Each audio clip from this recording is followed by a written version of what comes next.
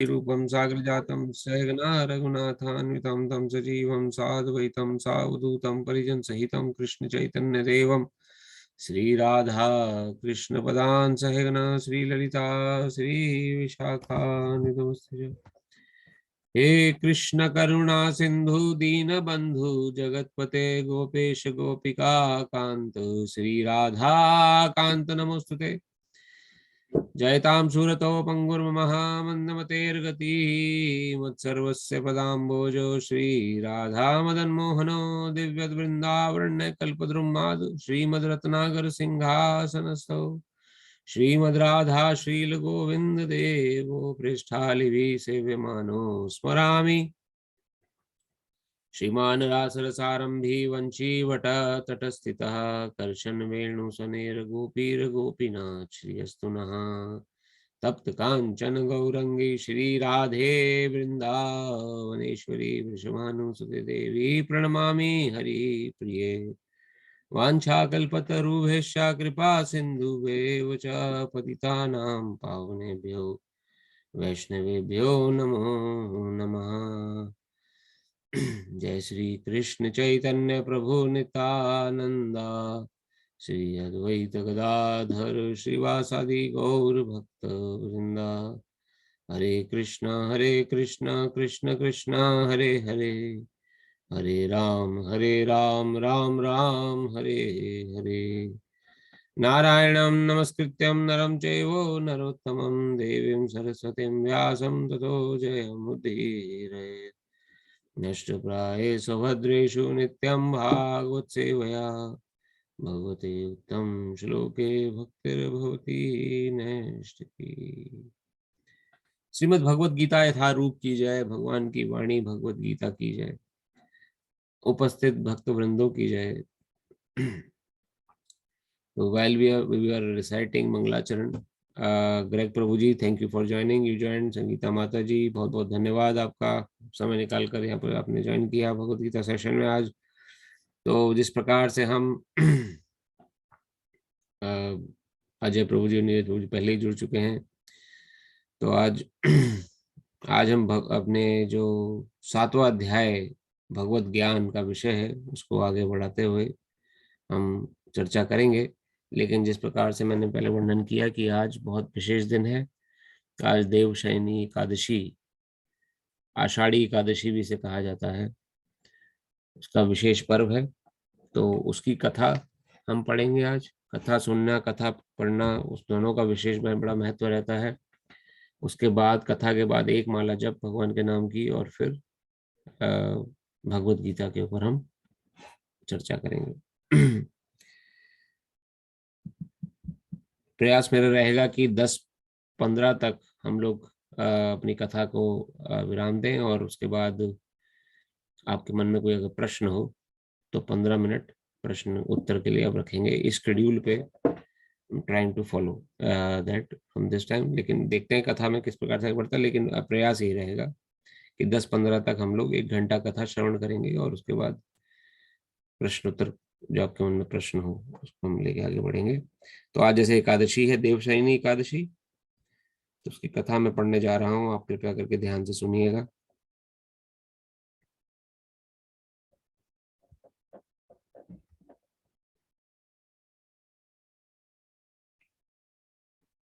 मेरी आवाज आप सभी को साफ आ रही है? Able to hear me properly? जी हाँ प्रभु। ओके प्रभु जी, थैंक यू।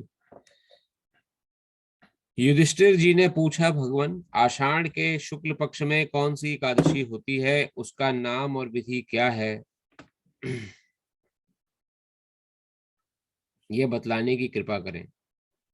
भगवान श्री कृष्ण बोले, राजन, आषाढ़ शुक्ल पक्ष की एकादशी का नाम शयनी है, मैं उसका वर्णन करता हूँ।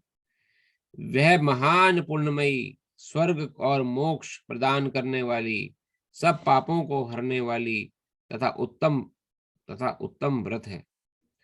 आषाढ़ शुक्ल पक्ष में शयनी एकादशी के दिन जिन्होंने कमल पुष्प से कमल लोचन भगवान विष्णु का पूजन तथा एकादशी का उत्तम व्रत किया है, उन्होंने तीनों लोकों और तीनों सनातन देवताओं का पूजन कर लिया। हरिशयनी एकादशी के दिन मेरा एक स्वरूप राजा बलि के यहाँ रहता है और दूसरा क्षीर सागर में शेषनाग की सैया पर तब तक शयन करता है जब तक आगामी कार्तिक की एकादशी नहीं आ जाती। तो आज की जो एकादशी है ये शयनी एकादशी है और 4 महीनों तक अब देव शयनी, देवता शयनी से हम क्या समझते हैं, शयन से आप लोग क्या समझते हैं?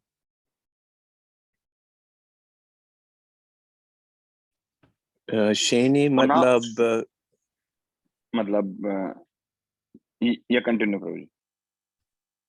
No go ahead. शयनी मतलब जैसे बोलते हैं देव सो गए, या मतलब सो जाना, काइंड ऑफ। बिल्कुल। या वास्तव में शयन हाँ, शयन क्षमा प्रभु, मैं इसका मतलब शयन से, बिकॉज प्रभु जो हैं वो शयन कर रहे हैं और शैया पे हैं शेषनाग, और वो सुषुप्त अवस्था में है उस पे। तो शयन का मतलब देवता सो गए हैं, मतलब सो जाते हैं। तो वास्तव में क्या है कि जितने भी देवी देवता हैं और भगवान विष्णु समस्त देवी देवताओं सहित कर्म कांड को, जितने भी कर्मकांडी पूजा है उसको इन 4 महीनों के लिए त्याग देते हैं। त्याग के देते हैं मतलब उस पर उसके प्रति उन्मुख नहीं रहते। किसी का विवाह नहीं करा होता है इन 4 महीनों में। कोई शादी करना चाहे तो नहीं कर, मतलब उनको प्रमुख डेट नहीं मिलती है। कोई अच्छा का, कुछ किसी को दुकान खोलनी है कोई अपनी, या कुछ अपना बिजनेस काम शुरू करना है, तो इन 4 महीनों में जो ये जो चतुर्मास समय होता है इसमें किसी भी विशेष पर्व को का प्रावधान नहीं है। कि देवी देवता इन 4 महीनों तक क्या काम करते हैं, सिर्फ अपना भजन करते हैं, भगवान कृष्ण का भजन करते हैं और किसी प्रकार से भी किसी कर्मकांडी प्रयास में सम्मिलित नहीं होते। ये भी कहा जाता है भक्तों के द्वारा कि इन 4 महीने में देवी देवता वृंदावन में वास करते हैं। भगवान कृष्ण का धाम जो है वहां पे निवास करके अपनी उन्नति के लिए, अपने सदगति के लिए प्रार्थना करते हैं। तो ये विशेष दिन है और इसलिए ये चतुर्मास का जो समय है, 4 महीने जो ये आज से शुरू हो रहे हैं कुछ लोगों के लिए, कुछ लोगों के लिए 2 दिन बाद जो व्यास पूजा है या जो जो गुरु पूर्णिमा है उससे शुरू होता है। तो ये 4 महीने भक्ति के लिए बहुत ही विशेषकर है, क्योंकि ये बहुत ही, जितना भी आप भक्तिमय साधन भक्ति करेंगे उसके लिए उसका बेनिफिट मल्टीट्यूड टाइम है। तो कृपया कथा को ध्यान से सुनिएगा और फिर हम आगे भी इसके बारे में चर्चा करेंगे। जो मनुष्य इस व्रत का अनुष्ठान करता है वह परम गति को प्राप्त होता है। इस कारण यत्न पूर्वक इस एकादशी का व्रत करना चाहिए। एकादशी की रात में जागरण करके शंख चक्र और गदा धारण करने वाले भगवान विष्णु की भक्ति पूर्वक पूजा करनी चाहिए। ऐसा करने वाले पुरुष के पुण्य की गणना करने में चतुर्मुख ब्रह्मा जी भी असमर्थ हैं। तो रात्रि जागरण का भी विशेष महत्व रहता है एकादशी में। तो रात्रि जागरण से ये अर्थ नहीं कि हम रात को जाग के हम मोबाइल देख रहे हैं, टीवी देख रहे हैं। अगर हम जागरण करने की अवस्था में हैं, जागने की कैपेबिलिटी है, if you can awake, remain awake at night, then उसमें क्या बोला गया है कि भगवान कृष्ण का भजन संकीर्तन परिवार सहित बैठ के उनका नाम जप और उनकी पूजा अर्चना करनी चाहिए। ऐसा करने वालों का, करने वाले पुरुष की पुण्य की गणना करने में चतुर्मुख ब्रह्मा जी भी असमर्थ हैं। इतना पुण्य कमा लेगा वो पुरुष या स्त्री जो भी कर रहे हैं कि ब्रह्मा जी भी कैलकुलेट नहीं कर पाएंगे। ये यहाँ वर्णन आ रहा है। अगर नहीं हो पाता रात्रि जागरण तो कम से कम एकादशी का व्रत तत्परता से हमें कर रहे हैं तो वो इसका ही पुण्य है। राजन, जो इस प्रकार भोग और मोक्ष प्रदान करने वाली सर्व पापहारी एकादशी के उत्तम व्रत का पालन करता है वह जाति का चांडाल होने पर भी संसार में सदा मेरा प्रिय रहने वाला है। जो मनुष्य दीपदान, पलाश के पत्ते पर भोजन और व्रत करते हुए चौमासा व्यतीत करते हैं वे मेरे प्रिय हैं। अब चौमासा क्या है? चतुर्मास। आज से जो चतुर्मास शुरू हो रहे हैं उसे चौमासा भी बोला जाता है। तो भगवान यहाँ वर्णन कर रहे हैं, जो मनुष्य दीपदान, पलाश के पत्ते पर भोजन और व्रत करते हुए चौमासा व्यतीत करते हैं वे मेरे प्रिय हैं। चौमासे में भगवान विष्णु सोए रहते हैं, इसलिए मनुष्य को भूमि पर शयन करना चाहिए। सावन में साग, भादों में दही, क्वार में, अब आज से सावन भी लग गया है, लग जाता है इंडिया में, जैसे लोग इसको ज्यादा मानते हैं। यहाँ तो वैसे बारिश तो सभी जगह देखी जाती है। अब तक कितनी भीषण गर्मी थी, लेकिन आज से सावन भी शुरू हो जाता है। तो इसमें 4 महीने हैं चौमासों में, 4 महीनों का वर्णन आते हैं, सावन, भादो, क्वार और कार्तिक। तो ये हिंदी महीनों के नाम हैं। इंग्लिश महीने जो ग्रिगोरियन कैलेंडर है उसके महीने पड़ते हैं जुलाई, अगस्त, सितंबर, अक्टूबर। और हिंदी जो कैलेंडर है उसमें संवत हिंदी संवत के अनुसार जो महीने पड़ते हैं वो है सावन, भादो, क्वार और कार्तिक। तो आज सावन लग गया है। सावन में दही नहीं खाना है, ये व्रत है चौमासे का, जिसका व्रत का वर्णन आया है। अगर दही आप परहेज करते, दही नहीं सॉरी, सावन में हरी सब्जियां,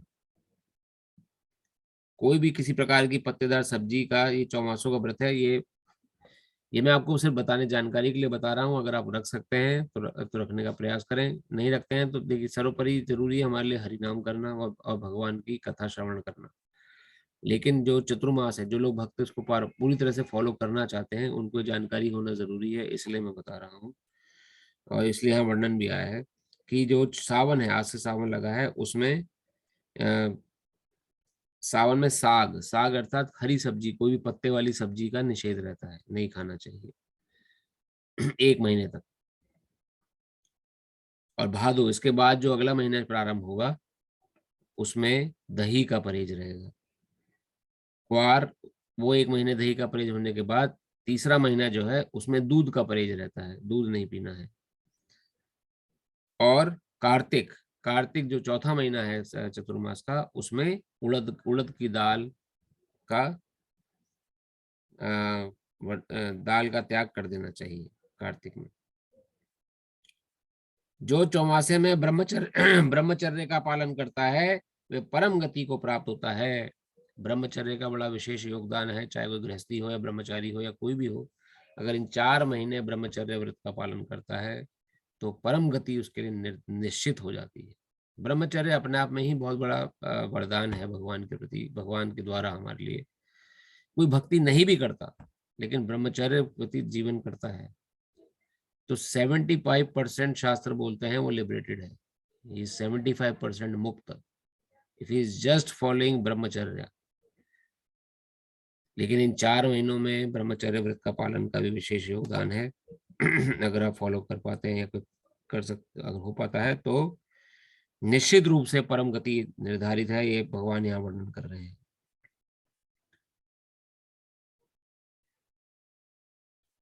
राजन, एकादशी के व्रत से ही मनुष्य सब पापों से मुक्त हो जाता है, अतः सदा इसका व्रत करना चाहिए, कभी भूलना नहीं चाहिए। शयनी और बोधिनी के बीच में जो कृष्ण पक्ष की एकादशियां होती हैं, गृहस्थ के लिए वे ही व्रत रखने योग्य हैं। अन्य मासों की कृष्ण पक्ष एकादशी गृहस्थ के रखने योग्य नहीं होती। शुक्ल पक्ष की सभी एकादशियां रखनी चाहिए। अब ये जो कथाएं होती हैं ये कुछ कर्मकांडी विचारधाराओं के ऊपर भी आधारित होती है। तो जो कुछ कर्मकांडी लोग होते हैं वो उनके बारे में भी वर्णन आता है कि वो सारी एकादशियां नहीं रखते, खाली शुक्ल पक्ष की एकादशियां रखेंगे। कृष्ण पक्ष की एकादशियां, कृष्ण पक्ष और शुक्ल पक्ष आप समझते हैं, the days of waning moon and the days of waxing moon. तो जो डेज ऑफ वैनिंग मून होता है, मतलब जब जब मून, जो 15 दिन ऐसे होते हैं, 15 डेज, जब मून का साइज घटता है, उनको हम कहते हैं कृष्ण शुक्ल पक्ष। जब जब जिस दिन चंद्रमा दिखाई नहीं देता 15 दिन के लिए, वो कृष्ण पक्ष के दिन होते हैं। और जब चंद्रमा हमें 15 दिन के लिए दिखाई देता है वो शुक्ल पक्ष कहलाता है। तो महीने में 2 पक्ष आते हैं, शुक्ल पक्ष, कृष्ण पक्ष, 15-15 दिन के लिए। तो जो कुछ कर्मकांडी लोग हैं वो शुक्ल पक्ष की एकादशियां करते हैं। 15 दिन में एक एकादशी आएगी नहीं, महीने की एक एकादशी 15 दिन में एक बार एकादशी आती है, तो वो शुक्ल पक्ष की एकादशियां रखते हैं बस खाली। तो इन 4 महीनों में 4 ही एकादशियां रखेंगे वो, कृष्ण पक्ष की एकादशी रखेंगे। लेकिन जो भक्त है भगवान का, उसे समस्त एकादशियां रखनी चाहिए, सारी एकादशियां इंपॉर्टेंट हैं।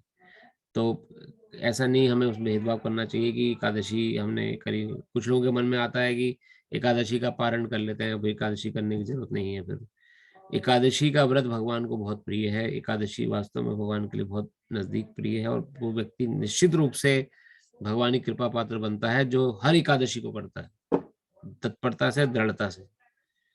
भगवान की कृपा प्राप्त करने का बहुत सरल मार्ग है एकादशी का व्रत करना। अगर आप एकादशी का व्रत नियमित रूप से दृढ़ता से कर रहे हैं, तो किसी प्रकार का भी आपके मन में संशय नहीं होना चाहिए कि भगवत प्राप्ति नहीं होगी या भगवान कृपा नहीं मिलेगी। तो यत्न पूर्वक पालन करें एकादशी का व्रत। तो आज की कथा बस यहीं तक ही थी, इसमें कथा नहीं थी, बस में प्रेरणा ही था। तो देवशयनी एकादशी, आज से देवशयनी एकादशी जो है वो प्रारंभ हो गई है, और चतुर्मास प्रारंभ हो गया है। तो जो लोग चौमासे चतुर्मास करते हैं, उनको 4 महीने का भी व्रत ध्यान देना चाहिए। पहला महीना जो कि सावन का महीना है, उसमें हरी साग सब्जियां नहीं खानी है। जो दूसरा महीना है क्वार भादो, भादो में आपको दही का सेवन नहीं करना है। क्वार का महीना जो आएगा, तीसरा महीना, उसमें आपको दूध का सेवन नहीं करना है। और चौथा महीना कार्तिक, उसमें आपको दाल, उड़द दाल का सेवन नहीं करना है। अगर आप कर सकते हैं तो प्रयास करें, नहीं तो हरिनाम तो निश्चित रूप से 4 महीनों में करें। ये 4 महीने चतुर्मास आज से लग रहे हैं देवशयनी एकादशी के बाद से। ये बहुत विशेष महीने हैं, भक्ति वर्धन महीने हैं, निश्चित रूप से भक्ति में वर्धन होता है। इन्हीं शब्दों के साथ एकादशी कथा हम यहीं पे विराम देते हैं, और इसके बाद हरिनाम जप, भगवान के नाम की एक माला। आप सभी से प्रार्थना है कि अपनी माला थैली आप ले लें, और एक माला जप भगवान के शुद्ध नाम की हम सब करेंगे। आज एकादशी है, तो जितनी माला करेंगे उतनी माला का डबल रिजल्ट मिलता है। एक माला करेंगे तो 2 माला का फल मिलेगा, 2 करेंगे तो 4, 16 करेंगे तो 32, 8 करेंगे तो 16 माला का फल। तो एकादशी का महत्व पता होना बहुत जरूरी है, तभी जीव तत्परता से अपने उसमें लग सकता है, और अपने सिर पे जितने भी बुराइयां हैं, सिन हैं, अपराध हैं, उनसे आसानी से दूर हो सकता है।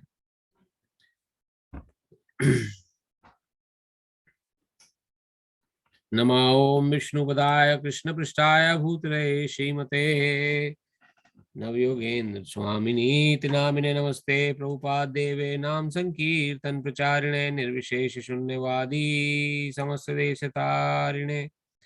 नमो ओम विष्णुपदाय कृष्णपृष्ठाय भूतले श्रीमते भक्ति वेदांत स्वामिनीति नामिने नमस्ते सरस्वती देवे गौरवाणी प्रचारिणे निर्विशेष शून्यवादी पाश्चात्य देशतारिणे।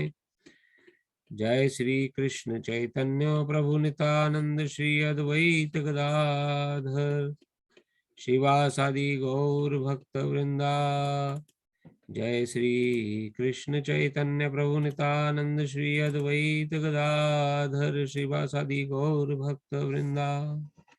जय श्री कृष्ण चैतन्य प्रभु नित्यानंद श्री अद्वैत गदाधर शिवासादि गौर भक्ता वृंदा।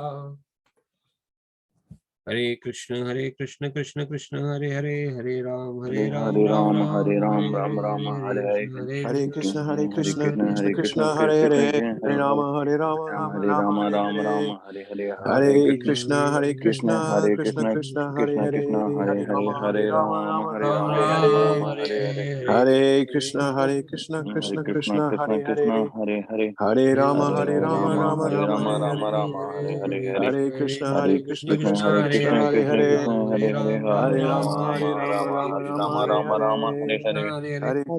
हरे Ram Krishna, Krishna Krishna, Hare हरे Hare, हरे Hare हरे Rama, राम Rama हरे Rama, Ram Hare Ram Ram Hare. Hare Hare Hare Hare Hare Krishna, Hare Krishna, हरे Krishna Krishna Krishna, Hare Krishna Krishna Hare, Hare हरे Rama, हरे Hare हरे Rama, राम Rama हरे Rama, Ram Hare Ram Ram Hare. Hare Hare Hare Krishna, Hare Krishna, Krishna हरे Krishna, Krishna Hare Krishna Hare, Krishna Hare हरे Rama, हरे Hare हरे Rama, Rama Rama, Ram Hare Hare. Ram Hare Hare Hare Krishna, Hare Krishna, Krishna Krishna हरे Krishna, Krishna Hare Hare,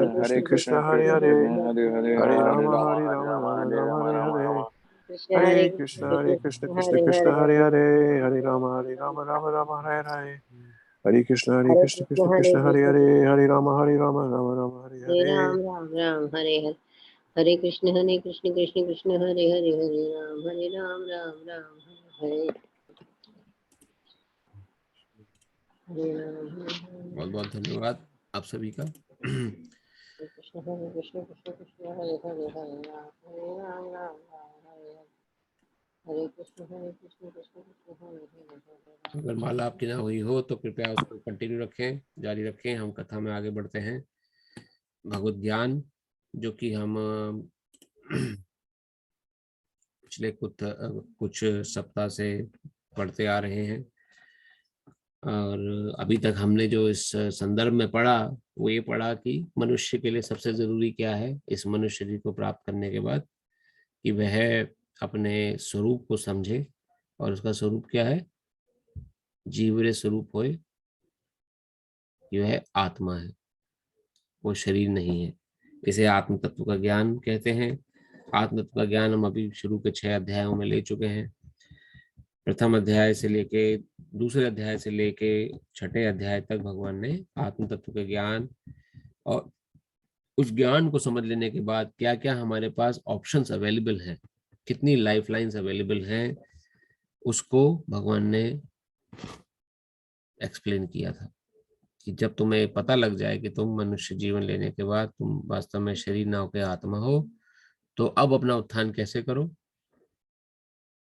तुम्हारे पास different options available हैं। पहला option है सकाम कर्म योग कर सकते हो, अपने कर्म पे ध्यान दो, जो भी तुम काम करते हो उसे ईमानदारी से करो, और उस किसी प्रकार का छल कपट नहीं। कुछ मांगना भी है तुम तो भगवान से मांगो और कहीं ना जाए, और कहीं कुछ मांगने के लिए ना जाए। तो ऐसा काम कर्म योगी व्यक्ति है। अगर ये ऑप्शन पसंद नहीं आता है, अगर इससे ऊंची की क्वालिटी अवेलेबल है, तो निष्काम कर्म योग करो। निष्काम कर्म योग में भगवान ने बताया कि कर्म करो सारे, लेकिन फल की फिर चिंता मत करो। सारे कर्म मेरे लिए, मेरी प्रसन्नता के लिए करो, फिर उससे भी मुझे प्राप्त कर सकते हो। तीसरा, अगर ये भी थोड़ा सा और कर्म ऐसा, अगर आपको और उचित ज्ञान प्राप्त है, तो अगर कर्म योग के माध्यम से नहीं जाना चाहते हैं तो ध्यान योग करिए। ध्यान योग में ज्ञान योग को पकड़ लीजिए। ज्ञान योग अर्थात ब्रह्म ज्ञान। ब्रह्म ज्ञान को आप समझो क्या कि समस्त समस्त जगत जो है वो एक ब्रह्म से उत्पन्न हुआ है और ब्रह्म में ही समा जाएगा। ये भगवान का की इंफॉर्मेशन के लिए, भगवान की जानकारी का एक सेकेंडरी लेवल ज्ञान है। वो सेकेंडरी लेवल का ज्ञान है कि जैसे 10वीं 11वीं के बच्चे को कुछ सिखाया जाए एक कोई किसी कॉन्सेप्ट के बारे में, और वही कॉन्सेप्ट किसी कॉलेज के बच्चे को सिखाया जाए, और वही कॉन्सेप्ट कॉलेज के बच्चे को किसी पीएचडी जो पीएचडी कर रहा है उसको सिखाया जाए, दोनों का ज्ञान का लेवल, तीनों का ज्ञान का लेवल अलग अलग रहेगा। कोई साइंस के बारे में किसी टॉपिक को पढ़ता है 10वीं क्लास में, उसी टॉपिक को 12वीं 10वीं कॉलेज में और पीएचडी करते दौरान, तो यही भगवान संबंधी ज्ञान भी है। जिसका अध कचरा ज्ञान है वो ज्ञान योग में फंस जाता है। उसे लगता है ब्रह्म ज्ञान हो गया, बस मेरे को अब सब कुछ मिल गया, ब्रह्म सत्य जगत मिथ्या। लेकिन वो एक तरीके का ज्ञान सही है, लेकिन 10वीं लेवल का ज्ञान है। उसमें हमें ये तो पता लगता है कि ब्रह्म है, सब कुछ भगवान में से ही प्रकट हुआ है, भगवान में ही समा जाए, लेकिन वो पूर्ण ज्ञान नहीं है। उसके ऊपर का ज्ञान क्या है, फिर उन्होंने बताया ध्यान योग, जैसे अष्टांग योग भी कहते हैं। ध्यान लगा के बैठ जाओ, आप सब कुछ छोड़ दो, जंगल में चले जाओ, जंगल में जाके एक मृग छाल बिछाओ। अगर ऐसा कर सकते हो तो ये भी ऑप्शन अवेलेबल है। मृग छाल बिछा के अपनी आंखों को ना आदि बंद रखना, ना खुली रखना, अपने नाक के अग्रभाग को कंटिन्यूसली देखना है। पूरी आंखें बंद नहीं करनी, क्योंकि पूरी आंखें बंद करेंगे तो नींद आ जाएगी। पूरी आंखें खुली रखेंगे तो बाहर के जो विषय विकार हैं वो हमें अपनी ओर आकर्षित कर लेंगे। तो इसलिए आंखों को अधभ्रकुटी अर्थात आधी बंद आधी खुली अवस्था में रख के एक मृग छाल पर बैठकर परमात्मा रूप में भगवान का ध्यान करना है कि परमात्मा हमारे अंदर ही है, बाहर कहीं नहीं है। इसके लिए क्या करना पड़ेगा, सबसे पहले तो ऐसी जगह का चयन करना पड़ेगा जहां पे किसी प्रकार का कोई डिस्ट्रैक्शन ना हो। तो ये भी संभव अगर नहीं हो पाता है, भगवान कहते हैं, लेकिन भगवान ने ऑप्शन दिया जो करते हैं। इसलिए कई योगी हमें दिखते हैं, योगी संत महात्मा दिखते हैं जो कि सब कुछ छोड़ छाड़ के जंगल में तपस्या कर रहे हैं और परमात्मा रूप में प्राप्त भगवान के जब तो उसमें फिर 8 अष्टांग योग अर्थात 8 प्रोसेस आते हैं। यम नियम ध्यान प्राणायाम, फिर अंत में समाधि अवस्था जाती है। तो समाधि अवस्था पर पहुंचते पहुंचते तब परमात्मा सामने दिखाई देने लगता है। जो हमारे अंदर भी सुप्त जो हमारा परमात्मा है वो हमें अभी दिखाई नहीं देते। हम सभी के अंदर परमात्मा रूप में भगवान बैठे हैं, पर हम देख नहीं पाते भी उनको। लेकिन जब अब समाधि अवस्था होती है किसी व्यक्ति की, तो वह परमात्मा को देख सकता है और अपनी कुंडलिनियां जागृत कर सकता है, और उनके बल पर अपनी इच्छा से किसी भी लोक में जा सकता है। अपनी इच्छा से अपनी मृत्यु का दिन निर्धारित कर सकता है, किस दिन मैं मरूं, किस दिन मैं अपने शरीर को। तो ये बहुत उच्च कोटि के योगी जो होते हैं वो कर सकने में संभव हो पाते हैं। और कौन से लोक में जाना है मृत्यु के बाद, ये भी अपने ऊपर निर्भर कर लेते हैं अष्टांग योगी। लेकिन समाधि अवस्था जो है, जो इतने यम नियम ध्यान प्राणायाम पापड़ बेलने के बाद आ रही है, भक्ति योग भगवान ने सर्वोपरि बताया है। क्योंकि भक्ति योग में जो भगवान कृष्ण का भक्त है वो पहले से ही समाधि अवस्था में होता है। समाधि अवस्था किसे कहते हैं? कि हृदय में भगवान का ध्यान करना हमेशा, और कोई और ध्यान नहीं। और कृष्ण भक्ति में, भक्ति योग में, कृष्ण कॉन्शियस मिशन में हमें हमेशा ध्यान कृष्ण का रहता है। चाहे हम, जैसे कल रथ यात्रा थी, भले ही हम स्टॉल पर हैं या कुछ भी, अगर हम संसारिक चीजें हम डिस्ट्रीब्यूट कर रहे हैं। अब वहां हमारे गिफ्ट शॉप में क्या था? गिफ्ट शॉप में टी शर्ट थी, टी शर्ट के बाद अगरबत्तियां थी, अगरबत्ती के साथ कुछ माता जी के कान के, हाथ के, वो सब जो माता बहनें पहनती हैं वो सब थे, एक चूड़ियां और सब, या और दूसरे घी था। तो ये दिखने में तो संसारिक चीजें दिख रही हैं, लेकिन कृष्ण का ध्यान कर रहे थे कि कृष्ण की दुकान है, उन्हीं की सेवा में लगे हुए हैं, तो उन्हीं की ही प्रोत्साहन हो रहा है। हरे कृष्ण महामंत्र उनको बुलवा रहे हैं, बता रहे हैं या उनको दे रहे हैं। तो एक प्रकार से संसारिक कार्य करते हुए भी जब कृष्ण का ध्यान होने की अवस्था आ जाती है, तो वो अवस्था समाधि अवस्था रहती है। फिर आप चाहे कोई भी कार्य करें, आपका ध्यान हमेशा कृष्ण में होगा। आप नौकरी कर रहे हैं, जॉब पे जा रहे हैं, तो आप सोच के जाएंगे अरे मैं तो कृष्ण के लिए जा रहा हूँ, नहीं जाऊंगा तो इससे जो भी रिजल्ट होगा, जाके 4 लोगों को हरिनाम सुनाऊंगा, या उनको बुक डिस्ट्रीब्यूट करूंगा, या फिर उनको कृष्ण कॉन्शियस मिशन से जोड़ने का प्रयास करूंगा, या फिर कुछ भी नहीं, तो जो भी आमदनी होगी उस आमदनी को कृष्ण सेवा में लगाऊंगा। हजारों ऑप्शन है, कोई भी आप संसारिक कार्य करें। अगर आप कोई पढ़ाई शुरू करना चाहते हैं, नॉलेज की, मुझे कोई अपना कोर्स करना है, तो कोर्स क्यों कर रहा हूँ? क्योंकि मुझे अच्छी ज्ञान होगा तो मैं अच्छे लोगों को प्रभावित बता पाऊंगा, और साथ साथ कृष्ण प्रचार भी कर पाऊंगा अपने ज्ञान के माध्यम से। किसी ना किसी तरह से संसार के कार्य को भक्त जो है वो भगवान कृष्ण से जोड़ लेता है, या जोड़ पाने में संभव हो पाता है। क्यों? क्योंकि वो समाधिस्थ होता है। किस चीज में? भगवान कृष्ण के प्रति उसका ध्यान पहले से अडिग है, टिका हुआ है, फिर वो कुछ भी काम करे चाहे। तो इसलिए अष्टांग योगी से कई लाख गुना अच्छा है कृष्ण भक्त। अब कृष्ण भक्त जब, क्योंकि हमेशा भगवान कृष्ण के बारे में ही सोच रहा है, तो उसे ना जंगल जाने की आवश्यकता है, ना कुछ छोड़ने छाड़ने की आवश्यकता है। सब कुछ उसे कृष्ण में ही दिखता है। मेरा तो कुछ है ही नहीं, सब कृष्ण का है। ये ऐसे नहीं ऊपरी तौर पे दिखता है, बस बोलने भर के लिए हमने बोल दिया कि अरे मेरा तो कुछ है ही नहीं जी। जैसे कई लोग बोलते हैं, सर हमारा क्या है प्रभु जी, सब कुछ भगवान का ही है। लेकिन जब उनसे पूछे प्रभु जी कुछ जन्माष्टमी आ रही है, कुछ सेवा करिए, अरे प्रभु अभी थोड़ा हाथ टाइट चल रहा है, अभी सेवा नहीं कर सकते। तो कहने का अर्थ यह है कि ऊपर ऊपर बोलने वाले भी बहुत हैं, लेकिन मन से अगर हमें ये विचार हो कि सबके सब कुछ भगवान कृष्ण का है, क्योंकि उन्हीं की कृपा से हमें मिला है। हमने क्या पैदा किया है यहाँ पर? हमारे द्वारा कोई भी शक्ति पैदा करने वाली, कोई भी शक्ति अगर हमारे अंदर है, वो भी कृष्ण है। क्योंकि हमने पढ़ा ना, इसी चैप्टर में पढ़ा था कि सृजन करने की शक्ति पुरुष के अंदर, जो सृजन शक्ति है वो भी कृष्ण के द्वारा आती है। भगवान कृष्ण वर्णन करते आ रहे हैं, तेजस्वी पुरुषों का तेज, जो भी तेज है वो भगवान कृष्ण, बुद्धिमानों की बुद्धि। ये भगवान ने क्या बोला है? हे प्रतापुत्र, ये जान लो कि समस्त जीवों का आदि बीज हूं मैं ही, समस्त जीवों का आदि बीज हूं, बुद्धिमानों की बुद्धि और समस्त तेजस्वी पुरुषों का तेज हूं। मैं बलवानों की कामनाओं से इच्छा से रहित बल हूं। हे भरतश्रेष्ठ, मैं वह काम हूं जो धर्म के विरुद्ध नहीं है। तुम जान लो मेरी शक्ति द्वारा सारे गुण प्रकट होते हैं, चाहे सत्वगुण, रजोगुण, तमोगुण। एक प्रकार से मैं सब कुछ हूं, किंतु हूं स्वतंत्र। मैं प्रकृति के तीनों गुणों पर अधीन नहीं हूं, अपितु वे मेरे अधीन है। अब मूर्खतावश हम लोग क्या सोचते हैं कि हम कर रहे हैं तो हो रहा है, हम एंजॉय कर रहे हैं तो क्योंकि हम लोग चाहते हैं एंजॉय करना, इसलिए मैं कर पा। जो इंजॉयमेंट करने का जो बल आ रहा है हमारे अंदर, या जो इंजॉयमेंट का अनुभव हम कर रहे हैं, वो भी कृष्ण कृपा से कर पा रहे हैं।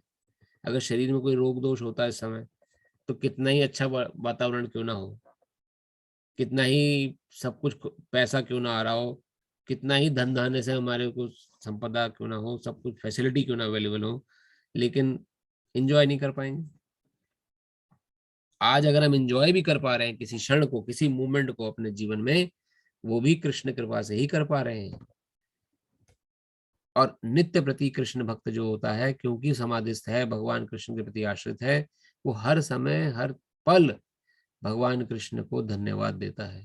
भगवान ये जो समय मेरा बीता, ये पल मेरा जो बीता है आज, खुशमय संसार में सुखी जीवन बीता है, या किसी प्रकार का सुख का अनुभव मैंने अपने परिवार के बीच में या परिवार से कहीं भी मैंने किया है, वो सिर्फ आपकी कृपा के कारण है। अब इसे कहते हैं ग्रेटिट्यूड, भगवान को धन्यवाद देना वापस। क्योंकि अगर हम एक क्षण भी कुछ एंजॉय ना कर पा, कभी आपने देखा है किसी ऐसे व्यक्ति को जिसको ऑक्सीजन मास्क लगा हो, सांस भी नहीं ले पाता हो जो ठीक से? हमारे नाक के नीचे कांस्टेंट सप्लाई है ऑक्सीजन की, कोई प्रॉब्लम नहीं है। कहाँ से आ रही है हमें नहीं पता, लेकिन आ रही है, हम उस क्षण को एंजॉय कर रहे हैं। क्योंकि जैसी ये जरा सी सप्लाई नीचे नीचे आगे पीछे हुई, वहीं पूरा शरीर पीला पड़ने लग जाएगा। तुरंत 911 कॉल करना पड़ेगा, एम्बुलेंस बुलानी पड़ेगी, वो फिर आर्टिफिशियल ऑक्सीजन लगाएंगे मुंह पर। हमें ये जो फ्रेश ऑक्सीजन हम इंजॉय कर पा रहे हैं, जिसके कारण हम बाकी सारे काम कर पा रहे हैं, वो कृष्ण कृपा से ही तो मिल रही है हमें। उसके अलावा कोई भी, अब जब खाना खाते हैं, खाने का स्वाद लेते हैं, खाने का स्वाद आपने लिया, वो खाना अंदर जाके, जब तक जबान पर है तब तक स्वाद ले रहे हैं, अंदर जाके वो क्या गुल खिला रहा है किसे पता है। इसे लोग मांस मच्छी अंडा खाते हैं, जुबान का स्वाद ही तो है वो। जुबान का स्वाद भी क्या है? मसालों का स्वाद है। मांस में कोई स्वाद थोड़ी होता है। कच्चे मांस को खा के देखिए, कोई खा सकता है कच्चा मांस? अपने आप मांस में कोई स्वाद नहीं है, मसाले डालते हैं उनका स्वाद आता है। ये हमने चर्चा करी थी पिछली बार भी। लेकिन कोई भी खाना हम खा रहे हैं, वो पच रहा है जाके जठराग्नि के द्वारा, वो अग्नि हमारे शरीर को नहीं जला रही है, वो खाली उतनी ही है कि बस खाने को पचा दे। ये किसकी वजह से हो रहा है? भगवान कृष्ण की कृपा से ही चल रहा है। तो उनकी उनकी कृपा से ही आगे हम पढ़ेंगे। भगवान कहते हैं प्रकृति मेरी अध्यक्षता में काम करती है, मम अध्यक्षेणा प्रकृति, मेरी अध्यक्षता में प्रकृति कार्य कर रही है। नेचर, सब कुछ हम नेचर से तो रिलेट करते हैं कि nature, it's by nature I have a good digestion power, it's by nature I have a good thinking capability.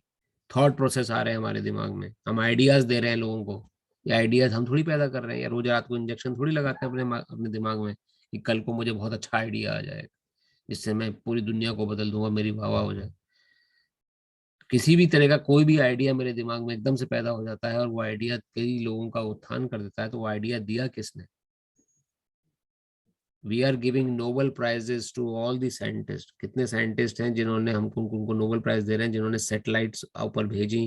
वो सैटेलाइट्स हमें मौसम का, अभी हम देखते हैं कल का वेदर कैसा होगा, वेदर ऐप खोलते हैं, वेदर ऐप में हमें अगले 1 महीने की वेदर पता लग जाती है। वो कैसे संभव हुआ? सैटेलाइट निर्देशन से। और जो भी हमने भौतिक ज्ञान लिया, इतना मस्त, इतना पावरफुल ब्रेन साइंटिस्ट का है कि उसने पहले से ही 1 महीना पहले, 1 महीने बाद कैसा कैसा वेदर होगा आज आज आपको पता लग सकता है। आप वेदर ऐप खोल के देखो और अपनी प्लान कर सकते हो आप। कल का वेदर कैसा होगा आज ही पता है आपको। कितना भीषण दिमाग लगाया होगा उस वैज्ञानिक ने जिसने ये इसकी इजाद करी है कि 2 महीने बाद वेदर कैसा होगा, 3 महीने बाद वेदर कैसा होगा। कहीं कहीं तो पूरे साल भर का वेदर ही प्रिडिक्ट कर देते हैं, और ऐसा होता भी है। 99% केसेस में वेदर ऐप सही बताती है। उस वैज्ञानिक को हमने नोबेल प्राइज दे दिया, मगर उस वैज्ञानिक को ऐसा दिमाग किसने दिया उसको भूल गए। इसलिए भगवत गीता वर्णन करती है, मनुष्य शरीर पाके हम लोग कृपण हो गए, कंजूस। जैसे कंजूस व्यक्ति होता है, एक जिसे कहते हैं जो किसी को प्रति ग्रेटिट्यूड नहीं दिखाता, मतलब एक सेल्फिश काइंड ऑफ पर्सन। सब कुछ तो ले जा रहे हैं भगवान से, sunlight, oxygen, knowledge, brain, digestion power, चलने फिरने की शक्ति, हाथ हिलाने, इतना हाथ उठाने के लिए भी जो शक्ति मैं लगा रहा हूं, वो शक्ति मैंने पैदा नहीं करी है। तो अगर आप इसका एनालिसिस करें अपने अपने जीवन में, तो वास्तव में हमने अपने आप से कुछ नहीं किया। हम सिर्फ जो रिसोर्सेज हमें मिले, उन रिसोर्सेज का सिर्फ उसका फॉलो करते गए। तो यहाँ भगवान आज जिता रहे हैं हमें फिर से इस श्लोक में। ये भगवान इस श्लोक क्यों बोल रहे हैं? ये प्रतापुत्र जान लो, समझ जीवों का आदि पूछूं, बुद्धिमानों की बुद्धि, समझ जीवों का तेज मैं हूँ, बलवानों के काम न बल मैं हूँ, काम में हूँ, मैं काम हूँ जो धर्म विरुद्ध नहीं है। फिर इससे पहले हमने जल का स्वाद मैं हूँ, सूर्य चंद्रमा का प्रकाश मैं हूँ, वैदिक मंत्रों में ओंकार मैं हूँ। ये भगवान कोई घमंड का प्रदर्शन नहीं कर रहे, भगवान बताए मेरी वजह से सब मिल रहा है आप लोगों को। इट्स नॉट दैट कि मैं किसी तरह का कोई रिटर्न में चाहता हूँ। एक पिता जैसे अपने पुत्र को कुछ देता है, जाओ बेटा जाओ एक्सबॉक्स खेलो जाके 1 घंटा, या जाओ जाके PS5 मैं तुम्हें खरीद के देता हूँ, इंजॉय करो PS5 के सारे गेम्स को। वहां वो पुत्र अपने पिता को बोलता है पिता आप भी मेरे साथ बैठ के खेलो। कुछ तो ऐसे पुत्र होते हैं खुद ही लग जाते हैं, जैसे ही PS5 आया तो कौन पापा कौन मम्मी भूल गए, अपने गेम में इतना मस्त हो गए कि दुनियादारी भूल के खाना पीना भी भूल जाते हैं। वहीं कुछ ऐसे पुत्र हैं जो बोलते हैं कि आपने मुझे दिलाया है तो आप भी मेरे साथ खेलें बैठ के, आप भी मेरे साथ एंजॉय करेंगे। वैसा ही गेम हमें भगवान के साथ करना है। सब कुछ भगवान का दिया है, बस हमें ग्रेटिट्यूड देना है। We have to be very grateful to supreme personality. क्योंकि हम ग्रेटफुल नहीं हैं इसलिए हमारा जीवन दुखमय है, एक कंजूस की भांति जीवन चल रहा है हमारा। और भगवान यहाँ पर अर्जुन को दोबारा याद दिला रहे हैं कि ऐसा जो है अगर उनकी शरण में हम रहेंगे सब कुछ जानने के बाद तो, और he will remain happy like a loving father. तो हमने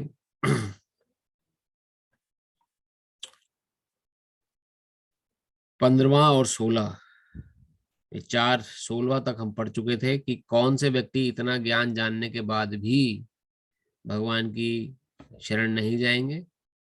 वो यहाँ वर्णन किया, जो निपट मूर्ख है, जो मनुष्यों में अधम है, जिसका ज्ञान माया ने हर रखा है, और जो असुर है, असुर प्रवृत्ति का व्यक्ति है। ये कभी भी चाहे कितना ही आप उनको ज्ञान समझा लें, उनको रियलाइज करा दें कि नहीं भाई वास्तव में तुम्हें दिया हुआ सब कुछ भगवान का ही है जो तुम एंजॉय कर पा रहे हो, वरना अपने आप में क्या किया है आपने। इतना सुनने के बाद भी किसको, इन 4 व्यक्तियों को कभी समझ में नहीं आने वाली बात है। वो फिर भी सोचेंगे नहीं मैं ही करने वाला हूँ, मैं ही करूंगा, मैं जो मैं करूंगा, भगवान कौन है, कहाँ है, किसने देखा है, मैं ही कर रहा हूँ। अरे नेचर कॉल जरा सी जो होती है, नेचर कॉल आप तक तो कंट्रोल कर नहीं सकते। आप अपने आप को भगवान घोषित कर रहे हैं। अपने कल आपने क्या किया वो आपको ध्यान नहीं, इसी समय कल आप क्या कर रहे थे, इसी समय आप कल आपने क्या खाया, ये जानने के लिए 2 मिनट को दिमाग में सोचना पड़ता है। अरे मैं कल इस समय क्या खा रहा था, मैं क्या कर रहा था इस समय, या इस समय, या आज से 1 महीना पहले आप क्या कर रहे थे इस समय। किसी को याद नहीं होगा, गारंटेड, 100% गारंटेड। आप में से या किसी को भी आज से 1 महीना पहले इसी टाइम आप क्या कर रहे थे। इसके बाद भी लोग क्या बोलते हैं, मैं ही भगवान हूँ, मैं ही करने वाला हूँ। और वहीं 4थे अध्याय में भगवान ने अर्जुन को क्या बोला, ये अर्जुन ये सभी ज्ञान मैं तुम्हें प्रदान कर चुका हूँ, ये समस्त ज्ञान पहले से है, तुम्हारे और मेरे कई जन्म हो चुके हैं, मुझे सबका ज्ञान है, तुम्हें किसी का ज्ञान नहीं है, तुम्हें वो पिछले जन्मों का ज्ञान नहीं है। भगवान वर्णन कर रहे थे, this is the difference. Srila Prabhupada बताते हैं ये डिफरेंस है भगवान में और हम में। उन्हें पल पल प्रतिपल पूर्व क्या बीत गया उन सबका ज्ञान है, हमें 1 महीने पहले तक के तो भूल जाइए, हमें 2 दिन पहले की बातें याद नहीं है क्या कर रहे थे हम। लेकिन इतना सुनने के बाद भी जो निपट मूर्ख है, जो अधम है, माया द्वारा जो हर लिया गया जिसका ज्ञान, और जो असुर है, वो कभी भगवान को समझ ही नहीं पाएंगे। वो रिवोल्ट ही करते रहेंगे कि भगवान नहीं है, भगवान नहीं है, निराकार है, या भगवान होते ही नहीं है। उन्हें मूर्ख व्यक्ति कहा गया है। उनके लिए नरोत्तम दास ठाकुर जी भजन गाते हैं, आए एलो और गेलो, आए थे एक संसार में काम किया और चले गए, कुछ नहीं प्राप्त कर पाए संसार में, क्योंकि जो संसार में प्राप्त किया वो तो ही छोड़ के जाना है सभी को, लेकिन नहीं समझ पाते। और उसके विपरीत ऐसे 4 व्यक्ति भगवान ने बताया पुण्यात्मा, जो भगवान की शरण ग्रहण करते ही करते हैं। उनमें से आर्थ, जिज्ञासु, अर्थार्थी तथा ज्ञानी। आर्थ व्यक्ति वह है जो दुखी है, किसी कारण कोई दुख है, उसको रोग है शरीर में, या बीमारी है, या कुछ और समस्या है, तो उस कारण से भगवान की शरण लेता है। कोई ऐसा व्यक्ति है जो कि जिज्ञासु, जानना चाहता है कि संसार चल कैसे रहा है, कैसे काम हो रहा है, क्यों यहाँ पर एक जरा से बीज में से इतना बड़ा वटवृक्ष पैदा हो सकता है, कैसे हो पा रहा है ये? कैसे पृथ्वी गोल है, घूम रही है, हम सब भी घूम रहे हैं? क्या ये जिज्ञासा जिसके अंदर है जानने की, वो भगवान की शरण ग्रहण करता है किसी ना किसी स्टेज पे। अर्थार्थी जिसको पैसे का अभाव है, धन का अभाव है, पैसा नहीं है उसके पास, परिवार पालना है लेकिन धन नहीं है, तो वह भगवान की शरण में जाता है, भगवान और प्रार्थना करता है कि उसको उनको पैसा मिले, भले ही मटेरियल ग्राउंड से जा रहा है लेकिन जा रहा है भगवान की शरण में। और ज्ञानी व्यक्ति जो जान चुका है कि वास्तव में भगवत तत्व जैसे ही सब कुछ है जिसके कारण संसार चल रहा है, और आत्म तत्व का ज्ञान होना और किस प्रकार आत्म तत्व भगवत तत्व से जुड़ा हुआ है, इसका ज्ञान रखने वाला ज्ञानी व्यक्ति भगवान की शरण में रहता है। और इन चारों व्यक्तियों में से भगवान हम आगे बताएंगे कि उनको कौन प्रिय है। आज हम 17वें श्लोक से आगे पढ़ेंगे। जो 4 प्रकार के व्यक्ति भगवान की शरण ग्रहण करते हैं, भगवान उसमें क्या बोल रहे हैं? तेसाम ज्ञानी नित्य युक्ता एक भक्ति विशिष्यते प्रियो ही ज्ञानिनो अत्यर्थ महम सच मम प्रिय। उन चारों व्यक्तियों में से जो मेरी शरण ग्रहण करते हैं, भगवान कह रहे हैं इनमें से जो परम ज्ञानी है और शुद्ध भक्ति में लगा रहता है वह सर्वश्रेष्ठ है, क्योंकि मैं उसे अत्यंत प्रिय हूं और वह मुझे प्रिय है। तो भगवान कृष्ण क्या कह रहे हैं कि जो भक्ति में लगा हुआ है वो भगवान को अत्यंत प्रिय है। क्यों? क्योंकि भगवान उसको अत्यंत प्रिय है। तात्पर्य श्रील प्रभुपाद की जय। भौतिक इच्छाओं के समस्त कलमश से मुक्त, आर्थ, जिज्ञासु, धनहीन तथा ज्ञानी ये सब शुद्ध भक्त बन सकते हैं, किंतु इनमें से जो परम सत्य का ज्ञानी है और भौतिक इच्छाओं से मुक्त होता है वही भगवान का शुद्ध भक्त हो पाता है। इन 4 वर्गों में से जो भक्त ज्ञानी है और साथ ही भक्ति में लगा रहता है तो भगवान के कथन अनुसार सर्वश्रेष्ठ है। ज्ञान की खोज करते रहने से मनुष्य को अनुभूति होती है कि उसका आत्मा उसके भौतिक शरीर से भिन्न है। अधिक उन्नति करने पर उसे निर्विशेष ब्रह्म तथा परमात्मा का ज्ञान होता है। जब वह पूर्णतया शुद्ध हो जाता है तो उसे ईश्वर के नित्य दास के रूप में अपनी स्वाभाविक स्थिति की अनुभूति होती है। इस प्रकार शुद्ध भक्त की संगति में आर्थ, जिज्ञासु, धन का इच्छुक तथा ज्ञानी स्वयं शुद्ध हो जाते हैं, किंतु प्रारंभिक अवस्था में जिस व्यक्ति को परमेश्वर का पूर्ण ज्ञान होता है और साथ ही जो उसकी भक्ति करता रहता है वह व्यक्ति भगवान का अत्यंत प्रिय होता है। जिसे भगवान की दिव्यता का शुद्ध ज्ञान प्राप्त होता है वह भक्ति द्वारा इस तरह सुरक्षित रहता है कि भौतिक कल्मश उसे छू भी नहीं सकते। भौतिक कल्मश क्या है? कोई भी प्रकार की बुराइयां, कोई प्रकार के दोष संसार के, कोई किसी प्रकार के कष्ट जिसे हम कहते हैं, वो उसको विचलित नहीं कर पाएंगे जो भक्ति में लगा हुआ है। ये आप समझ लीजिए अच्छे से। ये भगवान कृष्ण भगवत गीता वर्णन कर रहे हैं। जो भक्त बन गया एक बार, उसको किसी प्रकार का भौतिक कल्मश विचलित नहीं कर सकता है। जो भक्त नहीं है वो साधारण से साधारण दुख में भी विचलित हो जाएंगे। They cannot face the smallest problem in their life. और जो भक्त है वो बड़े से बड़े विघ्न को भी ऐसे टाल देगा जैसे कुछ हुआ ही नहीं है, भले ही सबसे बड़ा दुख मृत्यु क्यों ना खड़ी हो सब कुछ के सामने। उसके अनेक उदाहरण हैं। प्रहलाद महाराज, आप सभी नाम सुना होगा। 5 वर्ष का बालक, सांप के आगे फेंक दिया उनके पिता ने, जहरीले सांपों के आगे। किसी समय कोई भी सांप डस सकता है, लेकिन भगवत भक्त हैं, गोविंदम आदि पुरुषम तमहम भजामि, भगवान का भजन करने लगे सांपों के बीच में। अब जो भगवान प्रहलाद महाराज जी के हृदय में बैठे हैं वो सांप के हृदय में भी तो बैठे हुए हैं परमात्मा रूप में। परमात्मा रूप में भगवान कण कण में है। तो जो भगवान प्रहलाद महाराज जी के हृदय में बैठे हैं परमात्मा रूप में, और जो सांपों के हृदय में बैठे हैं परमात्मा रूप में, वो दोनों परमात्मा एक ही है, कृष्ण। और वही उन सांपों को निर्देश दे रहे हैं कि इस भक्त को परेशान नहीं, डसना नहीं है, काटना नहीं है। और उन सांपों के बीच में से प्रहलाद महाराज ऐसे निकल के आ गए जैसे फूलों की शैया से निकल के आ जाते हैं। क्या हम भक्ति करेंगे तो हमारे साथ ऐसा नहीं होगा? बिल्कुल होगा। जो परमात्मा आपके हृदय में बैठे हैं वही परमात्मा आपके शत्रु के हृदय में बैठे हुए हैं, या कोई ऐसे व्यक्ति जो आपको परेशान करना चाहता है, या कोई ऐसी अवस्था या कोई ऐसा जीव जो आपको लगता है कि किसी प्रकार का कष्ट पहुंचा सके आपको, उसके हृदय में परमात्मा बैठे हैं, भगवान परमात्मा रूप में। तो भगवान का निर्देशन उसको हो सकता है। यही कला है, यही इंटेलिजेंस है। अगर जो इंटेलिजेंट व्यक्ति इस बात को जानता है वो समस्त कष्टों से मुक्त रहता है, इसलिए वो उसे कोई भी कलमश छू नहीं पाते। भले मृत्यु को ना आ जाए, मृत्यु को भी मृत्यु के रूप में भी वो कृष्ण के ही दर्शन करता है। कृष्ण ही तो आ रहे हैं, मृत्यु थोड़ी आ रही है, ये तो कृष्ण आ रहे हैं। कृष्ण से मिलन का समय आ रहा है। जो भक्त है वो किसी प्रकार से भी अपने अपने सामने आने वाले बड़े से बड़े कष्टों को, गौखुर कहा गया है, संसार के जो कष्ट है ना वो उसको गौखुर अर्थात जो गौ माता होती है उनका जो खुर है, उनके जो पैर हैं, वो बरसाती मौसम में जमीन में गड्ढे कर देता है जब वो चलती हैं, तो उनके पैरों के खुरों से जो गड्ढे होते हैं उसे गौखुर बोला जाता है। वो कितना बड़ा गड्ढा होता है, जरा सा गड्ढा होता है। तो जो कृष्ण भक्त है वो जो पूर्णतः कृष्ण पे आधारित है, उसके सामने संसार के बड़े से बड़ा कष्ट गौखुर के समान दिखता है। क्यों ऐसा क्यों हो जाता है? क्योंकि यहाँ श्रील प्रभुपाद वर्णन कर रहे हैं, क्योंकि वह ज्ञान को प्राप्त कर लेता है और जानता है मेरा स्वरूप क्या है। मेरा स्वरूप और मेरे प्रिय जितने भी आसपास मेरे लोग रह रहे हैं उनका स्वरूप क्या है? हम सभी आत्माएं हैं, ना कभी हमारा मृत्यु है ना कभी हमारा जन्म है।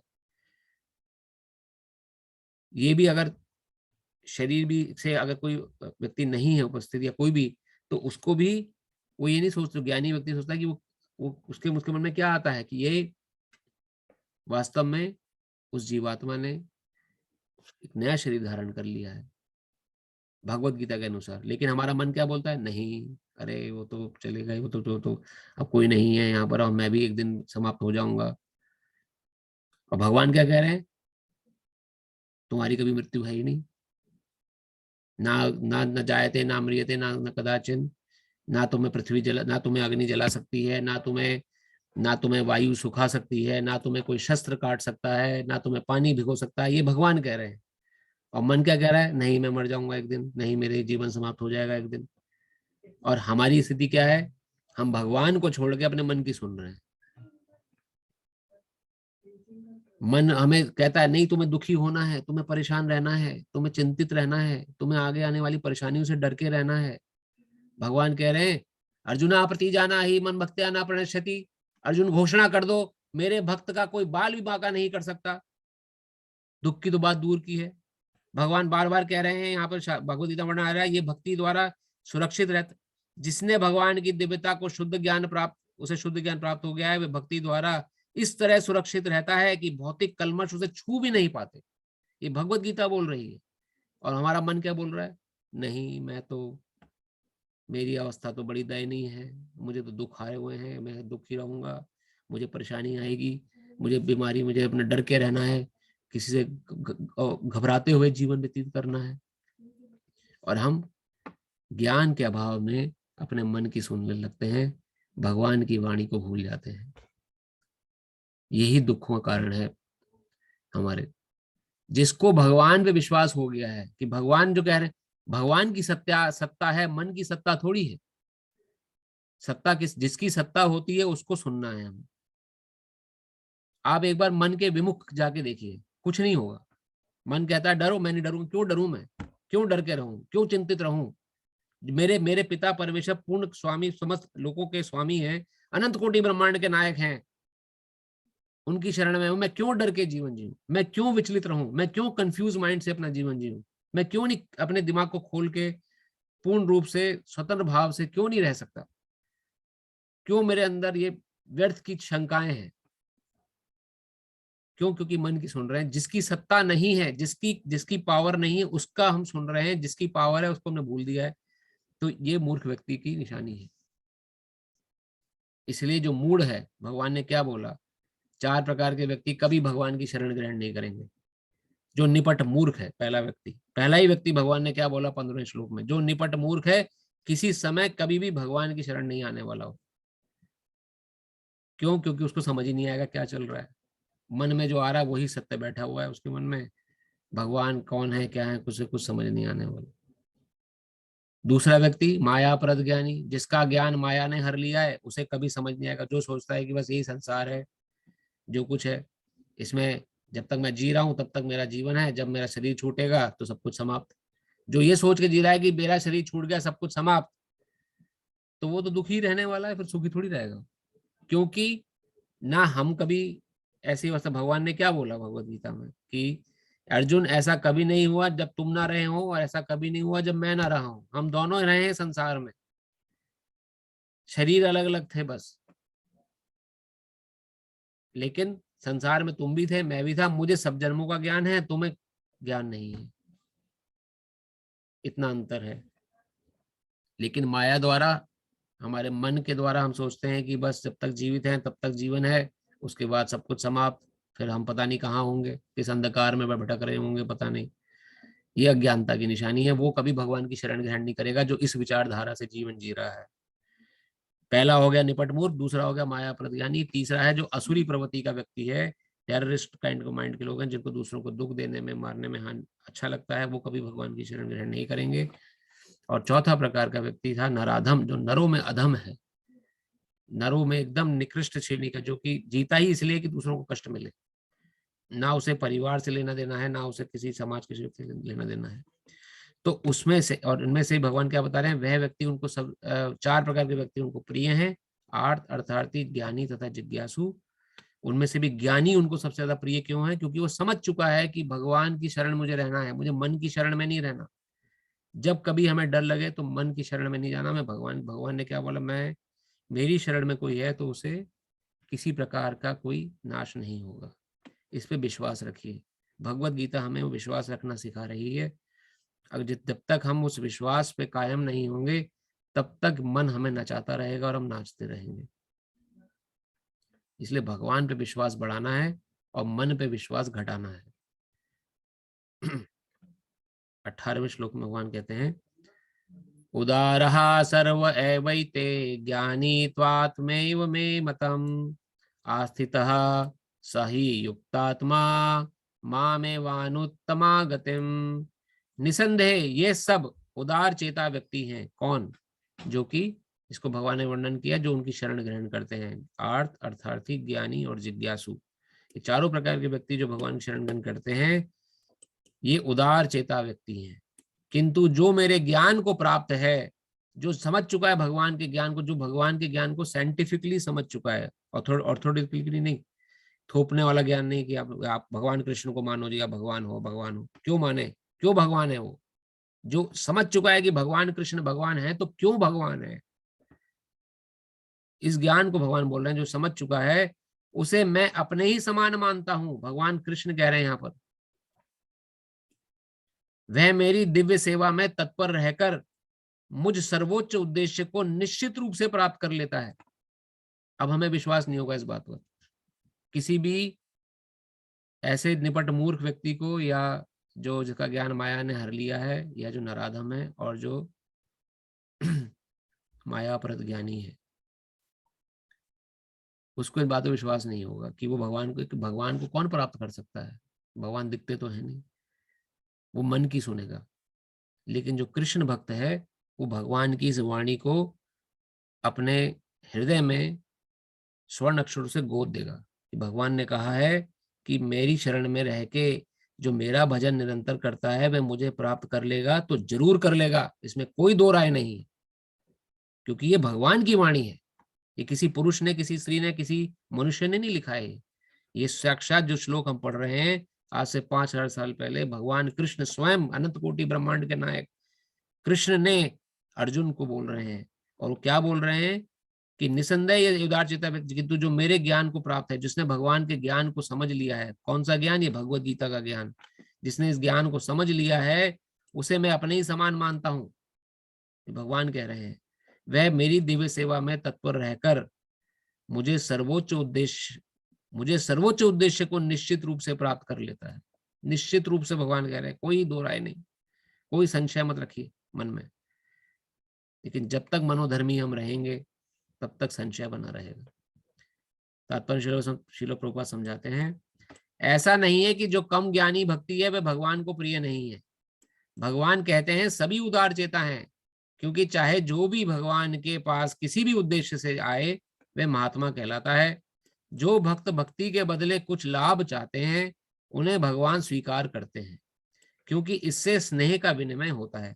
अब कोई पुत्र है अपने पिता के पास जाके बोल रहा है, पिता मुझे टॉफी चाहिए, मुझे गेम चाहिए, मुझे वीडियो गेम चाहिए, मुझे कार चाहिए, तो पिता को खुशी होती है कि मेरा बेटा मेरे पास आया है, चलो मैं देता हूं उसको। अब पिता खड़ा है घर में, लेकिन वही पुत्र किसी राह चलते व्यक्ति को जाके रिक्वेस्ट करे कि मुझे गाड़ी दिला दो, मुझे टॉफी दिला दो। अरे पिता है तुम्हारे घर में, वो व्यक्ति भी ये समझाएगा तो अपने पिता से क्यों नहीं बोलते हो। लेकिन हम क्या मूर्खतावश करते हैं, हमारा पिता कृष्ण कह रहे हैं भगवत गीता में कि मेरे पास कुछ भी चाहिए मेरे पास आओ, लेकिन हम क्या करते हैं, अंगूठियां पहनते हैं ग्रहों की, ये ग्रह मेरी बात सुन लेंगे। या हम देवी देवताओं के पास जाते हैं, देवी देवता मेरी बात सुन लेंगे। जिसका मंदिर सामने आ गया उसी के मंदिर में चले जाएंगे। पहले गणेश जी का मंदिर आ गया, गणेश जी मेरी मनोकामना पूरी कर दो। शिव जी का आ गया, शिव जी मेरी मनोकामना पूरी कर दो। दुर्गा जी मेरी मनोकामना। कोई हमारा ठौर ही नहीं, कहीं हम बैठे ही नहीं, कहीं हमारा कोई स्थित कोई डेस्टिनेशन ही नहीं है। हमारे पिता घर में उपस्थित हैं, बोल रहे हैं। इसलिए हम वर्णन आया है कि जो भक्त भक्ति के बदले लाभ चाहते हैं, भले ही हमें कुछ लाभ भी चाहिए संसार में, तो उन्हें भगवान स्वीकार करते हैं। भगवान कहते हैं कि मेरे पास आओ, कुछ लाभ चाहिए सीधा मुझसे मांगो, क्योंकि इससे स्नेह का विनिमय होता है। इससे उनको अपनापन लगता है कि मेरा बेटा मेरे पास आया है मांगने के लिए, कहीं इधर उधर नहीं भटक रहा है। क्योंकि जितने देवी देवता हैं, जिसका नाम आप जानते हैं, जितने देवी देवता शास्त्र में वर्णन आए हैं, वो समस्त देवी देवता कृष्ण पे निर्भर हैं आपकी इच्छा को पूरी करने के लिए। वो अपने हिसाब से कुछ नहीं दे सकते। उनमें काबिलियत, उनमें किसी तरह का कोई काबिलियत नहीं है कि आपकी इच्छा को वो अपने बलबूते प्रदान करें। वो जब तक कृष्ण द्वारा, ऑथेंटिक कृष्ण द्वारा जब तक स्टैंप नहीं लग जाएगी। जैसे इसका छोटा सा एग्जाम्पल है, कोई भी बिल पास होता है गवर्नमेंट में, कोई सिटी गवर्नर उसको पास करता है, तो वो उस पर पहले अपने अधिकारी की मोहर लगवाता है कि ये बिल मैं पास करने जा रहा हूँ, क्या कर सकता हूँ, हाँ कर सकते हो, जाओ। तो यही देवी देवताओं की स्थिति है कि भगवान कृष्ण पे किसी भी प्रकार की इच्छा को पूर्ण करने पर निर्भर हैं। जब तक उनकी इच्छा रजामंदी नहीं होगी कृष्ण भगवान की, तब तक कोई देवी देवता आपकी इच्छा पूरी नहीं कर सकते। ये शास्त्र की वाणी है, मेरी वाणी नहीं, मेरे गुरु की वाणी नहीं। शास्त्र बोलते हैं। इसका अर्थ है कि देवी देवताओं का हम तिरस्कार करते हैं? नहीं, सम्मान सबका करना है, हाथ सबके आगे जोड़ने हैं। शरण सिर्फ कृष्ण की लेनी है, शरण में सिर्फ अपने पिता के रहना है, उनकी शरण ग्रहण करेंगे। रिस्पेक्ट सबकी है, रिस्पेक्ट सबकी करनी है, क्योंकि कृष्ण ही माता, कृष्ण पिता, कृष्ण धन प्राण। एकलो एवं कृष्ण अन्य सभी भृत्य। चैतन्य चरितामृत में आया है कि सिर्फ कृष्ण ही सर्व स्वामी है, अन्य सभी भृत्य अर्थात सब उसके इनके सेवक हैं। वही भगवान कहते हैं कि स्नेह, भले ही भौतिक इच्छा भी है अगर आपके मन में, तो आप कृष्ण से मांगे। वे स्नेहवश भगवान से लाभ की याचना करते हैं, और जब उन्हें वह प्राप्त हो जाता है तो वे इतने प्रसन्न होते हैं कि वे भगवत भक्ति करने लगते हैं। ये उन लोगों की बात हो रही है जो किन्हीं कारणों से भगवान के पास गए, उनकी इच्छा पूरी हो गई तो अब भगवान के भक्त हो गए, वो भी बुराई नहीं है। किंतु जो ज्ञानी भक्त भगवान को इसलिए प्रिय, किंतु ज्ञानी भक्त भगवान को इसलिए प्रिय है क्योंकि उसका उद्देश्य प्रेम और भक्ति से परमेश्वर की सेवा करना होता है। वो भौतिक कुछ नहीं चाहता ज्ञानी व्यक्ति, उसको सिर्फ चाहिए कि मेरे पिता है, मुझसे प्यार करना है, प्रेम करना है, प्रेम का आदान प्रदान करना है। मैं खाना खा रहा हूँ तो पहले उनको खिलाऊं, उनको भोग लगाऊं, मैं खा लूं, वो बेचारे भूखे बैठे हैं सुबह से, उनको भोग लगा नहीं और मैंने खाना खा लिया पेट भर के। तो एक भक्त जो होता है उसको ज्ञान होता है कि मुझे अपने कृष्ण की सेवा करनी है। मैं कपड़े पहन रहा हूँ तो उनके भी अच्छे अच्छे कपड़े सिलवाता हूँ, अच्छी अच्छी पोशाकें लेके आता हूँ। लड्डू गोपाल है, लड्डू गोपाल की पोशाकें सिलवाता हूँ। कृष्ण राधा रानी का विग्रह है तो राधा रानी कृष्ण का विग्रह की अच्छी पोशाकें सिलवाता हूँ। जन्माष्टमी आ रही है अगले महीने, तो 56 भोग का भोग लगाएंगे भगवान को। हमारे स्वामी हैं, हमारे उन में काबिल बना है, क्यों नहीं लगा सकते भोग? जिनके बलबूते पे हमारा जीवन चल रहा है, जिनके बलबूते पे नाक के नीचे कांस्टेंट सप्लाई है ऑक्सीजन की, 1 मिनट भी ऑक्सीजन की सप्लाई हिल जाए तो तुरंत एम्बुलेंस बुलाओ, उनके बलबूते पे जो जीवन आधार टिका है, क्या एक दिन उनका हम अच्छे से नहीं बिता सकते? जन्माष्टमी का क्यों नहीं बिता सकते हैं? एक दिन के हर रोज बिता सकते हैं, हर रोज कृष्णमय बना सकते हैं। जैसे अभी कथा के शुरू में ही चर्चा हो रही थी, कृष्ण भक्त के लिए each and every day is festival, हर रोज उत्सव है कृष्ण के साथ उसका। भौतिक व्यक्ति, भौतिक संसारी व्यक्ति के लिए क्या है? दिवाली दशहरा उत्सव है, ईद उत्सव है, एक दिन को एक बना लेंगे, क्रिसमस। लेकिन जो कृष्ण भक्त है वो हर रोज सेलिब्रेट करता है भगवान का दिन भगवान के साथ। H and every day is a festival. कल जैसे रथ यात्रा थी, कितना सेलिब्रेट हुआ। आज आषाढ़ी एकादशी है, आज का दिन सेलिब्रेट कर रहे हैं भगवान को प्रिय एकादशी। 2 दिन बाद गंगा सागर व्यास पूर्णिमा आ रही है, फिर चतुर्मास लग रहा है, पीछे पीछे कार्तिक आ रहा है, गोवर्धन पूजा आ रही है, फिर गीता जयंती आ रही है, राधाष्टमी आ रही है, बलराम जयंती आ रही है। जैसे ही साल खत्म होगा गीता जयंती, साल की शुरुआत में गौर पूर्णिमा, गौर पूर्णिमा के बाद रामनवमी, रामनवमी के बाद फिर रथ यात्रा उत्सव। तो कोई ऐसा दिन ही नहीं कृष्ण भक्त के जीवन में जो each and every month, each and every day is festival. और वो इसलिए भगवान को प्रिय, क्योंकि जो ज्ञानी है वो इस भगवान को समझ चुका है और उस हिसाब से जीवन जी रहा है, इसलिए भगवान को भी वह प्रिय है और भगवान भी उसको प्रिय है। ऐसा भक्त भगवान की सेवा किए बिना क्षण भर भी नहीं रह सकता। इसी प्रकार परमेश्वर अपने भक्त को बहुत चाहते हैं और वे उससे विलग नहीं हो पाते। कृष्ण खुद विलग नहीं हो पाते। आप कितनी कोशिश कर लें, आप भक्ति करना आज छोड़ दें, लेकिन अगर आपने भक्ति प्रारंभ कर दी है तो कृष्ण फिर कभी आपको नहीं छोड़ने वाले। किसी ना किसी रूप में, किसी ना किसी अपने भक्त द्वारा फिर से आपको ऐसा धक्का दिलवाएंगे कि आप फिर से कृष्ण की तरफ देखने लग जाएंगे। करके प्रयास करके देख लीजिए। वैसे तो भक्त ऐसा प्रयास नहीं करता है, लेकिन कई के जीवन में ऐसा हो चुका है अनुभव, किसी कारण से भक्ति से छूट गए, फॉल डाउन हो गया। फॉल डाउन चाहे 10 बार हो जाए, लेकिन कृष्ण भक्त का कभी फॉल अवे नहीं हो सकता। He cannot fall away at any moment from Krishna as soon as he started। जैसे ही उसने कृष्ण भक्ति स्टार्ट कर दी है या वो समझ चुका है कृष्ण ज्ञान को, वो भगवान कृष्ण से कभी उन्मुख नहीं हो सकता, क्योंकि कृष्ण उससे कभी उन्मुख नहीं होते, विमुख नहीं होते। श्रीमद् भागवत में पहले सिकंद के 4थे अध्याय के 68वें श्लोक में भगवान कहते हैं, साधवो हृदयमहं साधूनां हृदयं त्वयं मदन यत्ते न जानन्ति ना हम तेभ्यो मनागपिः। भक्तगण सदैव मेरे हृदय में वास करते हैं और मैं भक्तों के हृदय में वास करता हूँ। भक्त मेरे अतिरिक्त और कुछ नहीं जानता और मैं भी भक्त को कभी नहीं भूलता। मेरे तथा शुद्ध भक्तों के बीच घनिष्ठ संबंध रहता है। ज्ञानी शुद्ध भक्त कभी भी आध्यात्मिक संपर्क से दूर नहीं होते, अतः वे मुझे अत्यंत प्रिय हैं। लेकिन ये 4 प्रकार के व्यक्ति जो होते हैं, निपट मूर्ख, मायाप्रद ज्ञानी, नराधम, आसुरिम भावनाश्रिता, इन बातों को कभी नहीं समझ पाएंगे, क्योंकि उन्हें समझ ही नहीं आएगी कि क्या चल रहा है।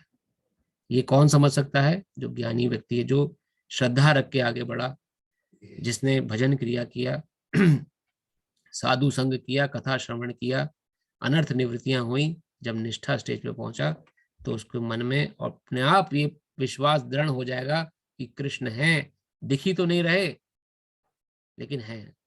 दिखती तो कितनी चीजें नहीं है, कितनी सारी, लेकिन फिर भी विश्वास करते हैं।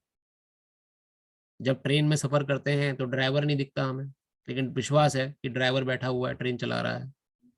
एरोप्लेन में बैठे हैं तो कई कौन पायलट एरोप्लेन चला रहा है पता नहीं जानते उसको, ना दिख रहा है। हम तो अपनी सीट पे बैठे हैं, लेकिन विश्वास है कि ट्रेन में, एरोप्लेन में पायलट है जो इस यंत्र को चला रहा है और हमें अपनी दिशा में पहुंचा देगा। कितनी चीजें नहीं देखने के बाद भी विश्वास करते हैं हम। भगवान के विषय में क्यों नहीं हो पाता ऐसा? क्यों? क्योंकि ज्ञान की कमी है। सोचते हैं कि जो हमारे साथ हो रहा है वो होना चाहिए, इसलिए हो रहा है। होना चाहिए, अच्छी बात है, लेकिन कौन कर रहा है? बिना किए किसी के थोड़ी हो सकता है कुछ। ये तो संसार का ही नियम है। लेकिन इसलिए भक्तगण के सदैव में भगवान वास करते हैं, क्योंकि उसे अटूट विश्वास होता है कि कृष्ण है जो मेरा जीवन चला रहे हैं और मेरे जैसे अनेकों लाखों हर किसी का जीवन चला रहे हैं। और भक्तों के हृदय में भगवान वास करते हैं और वो ऑटोमेटिकली भक्ति करता है भगवान की। फिर वो व्यक्ति भक्ति के बिना नहीं रह सकता, कृष्ण में निर्भर रहे बिना नहीं रह सकता, क्योंकि उसे पूर्ण ज्ञान हो चुका है।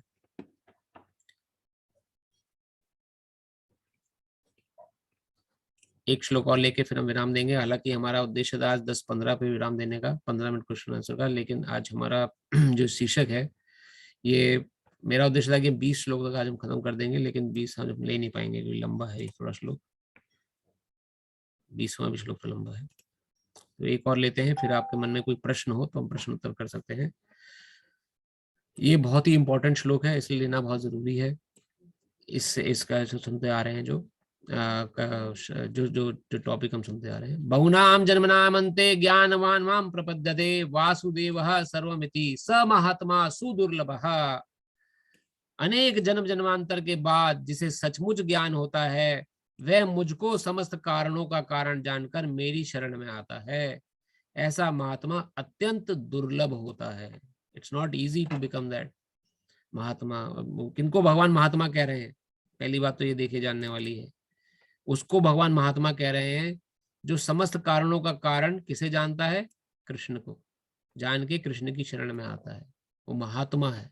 ऐसा महात्मा जो कृष्ण को समस्त कारणों का कारण समझे, वो बहुत दुर्लभ है। बहुनाम जन्मनाम अन्ते, कई जन्मों के बाद, कई अनेक जन्मों के बाद जाके ये ज्ञान होता है कि कृष्ण ही सर्वोपरि है। कृष्ण कृपा से ही सब कुछ हो रहा है, उन्हीं कृपा से ही सब कुछ चल रहा है, और उन्हीं की शरण में अगर मैं रहूंगा या रहूंगी तो मेरा जीवन का कल्याण हो जाएगा। ये ज्ञान होना ही बहुत दुर्लभ है।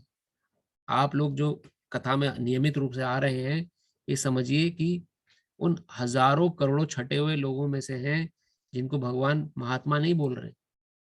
आप सभी क्यों उतना समय निकाल के आते हैं? क्योंकि आपको विश्वास हो चुका है, या विश्वास की तरफ आप बढ़ रहे हैं, तो उनको भगवान ने महात्मा की संज्ञा दी है। यहाँ पर शिला प्रभुपाद की जय।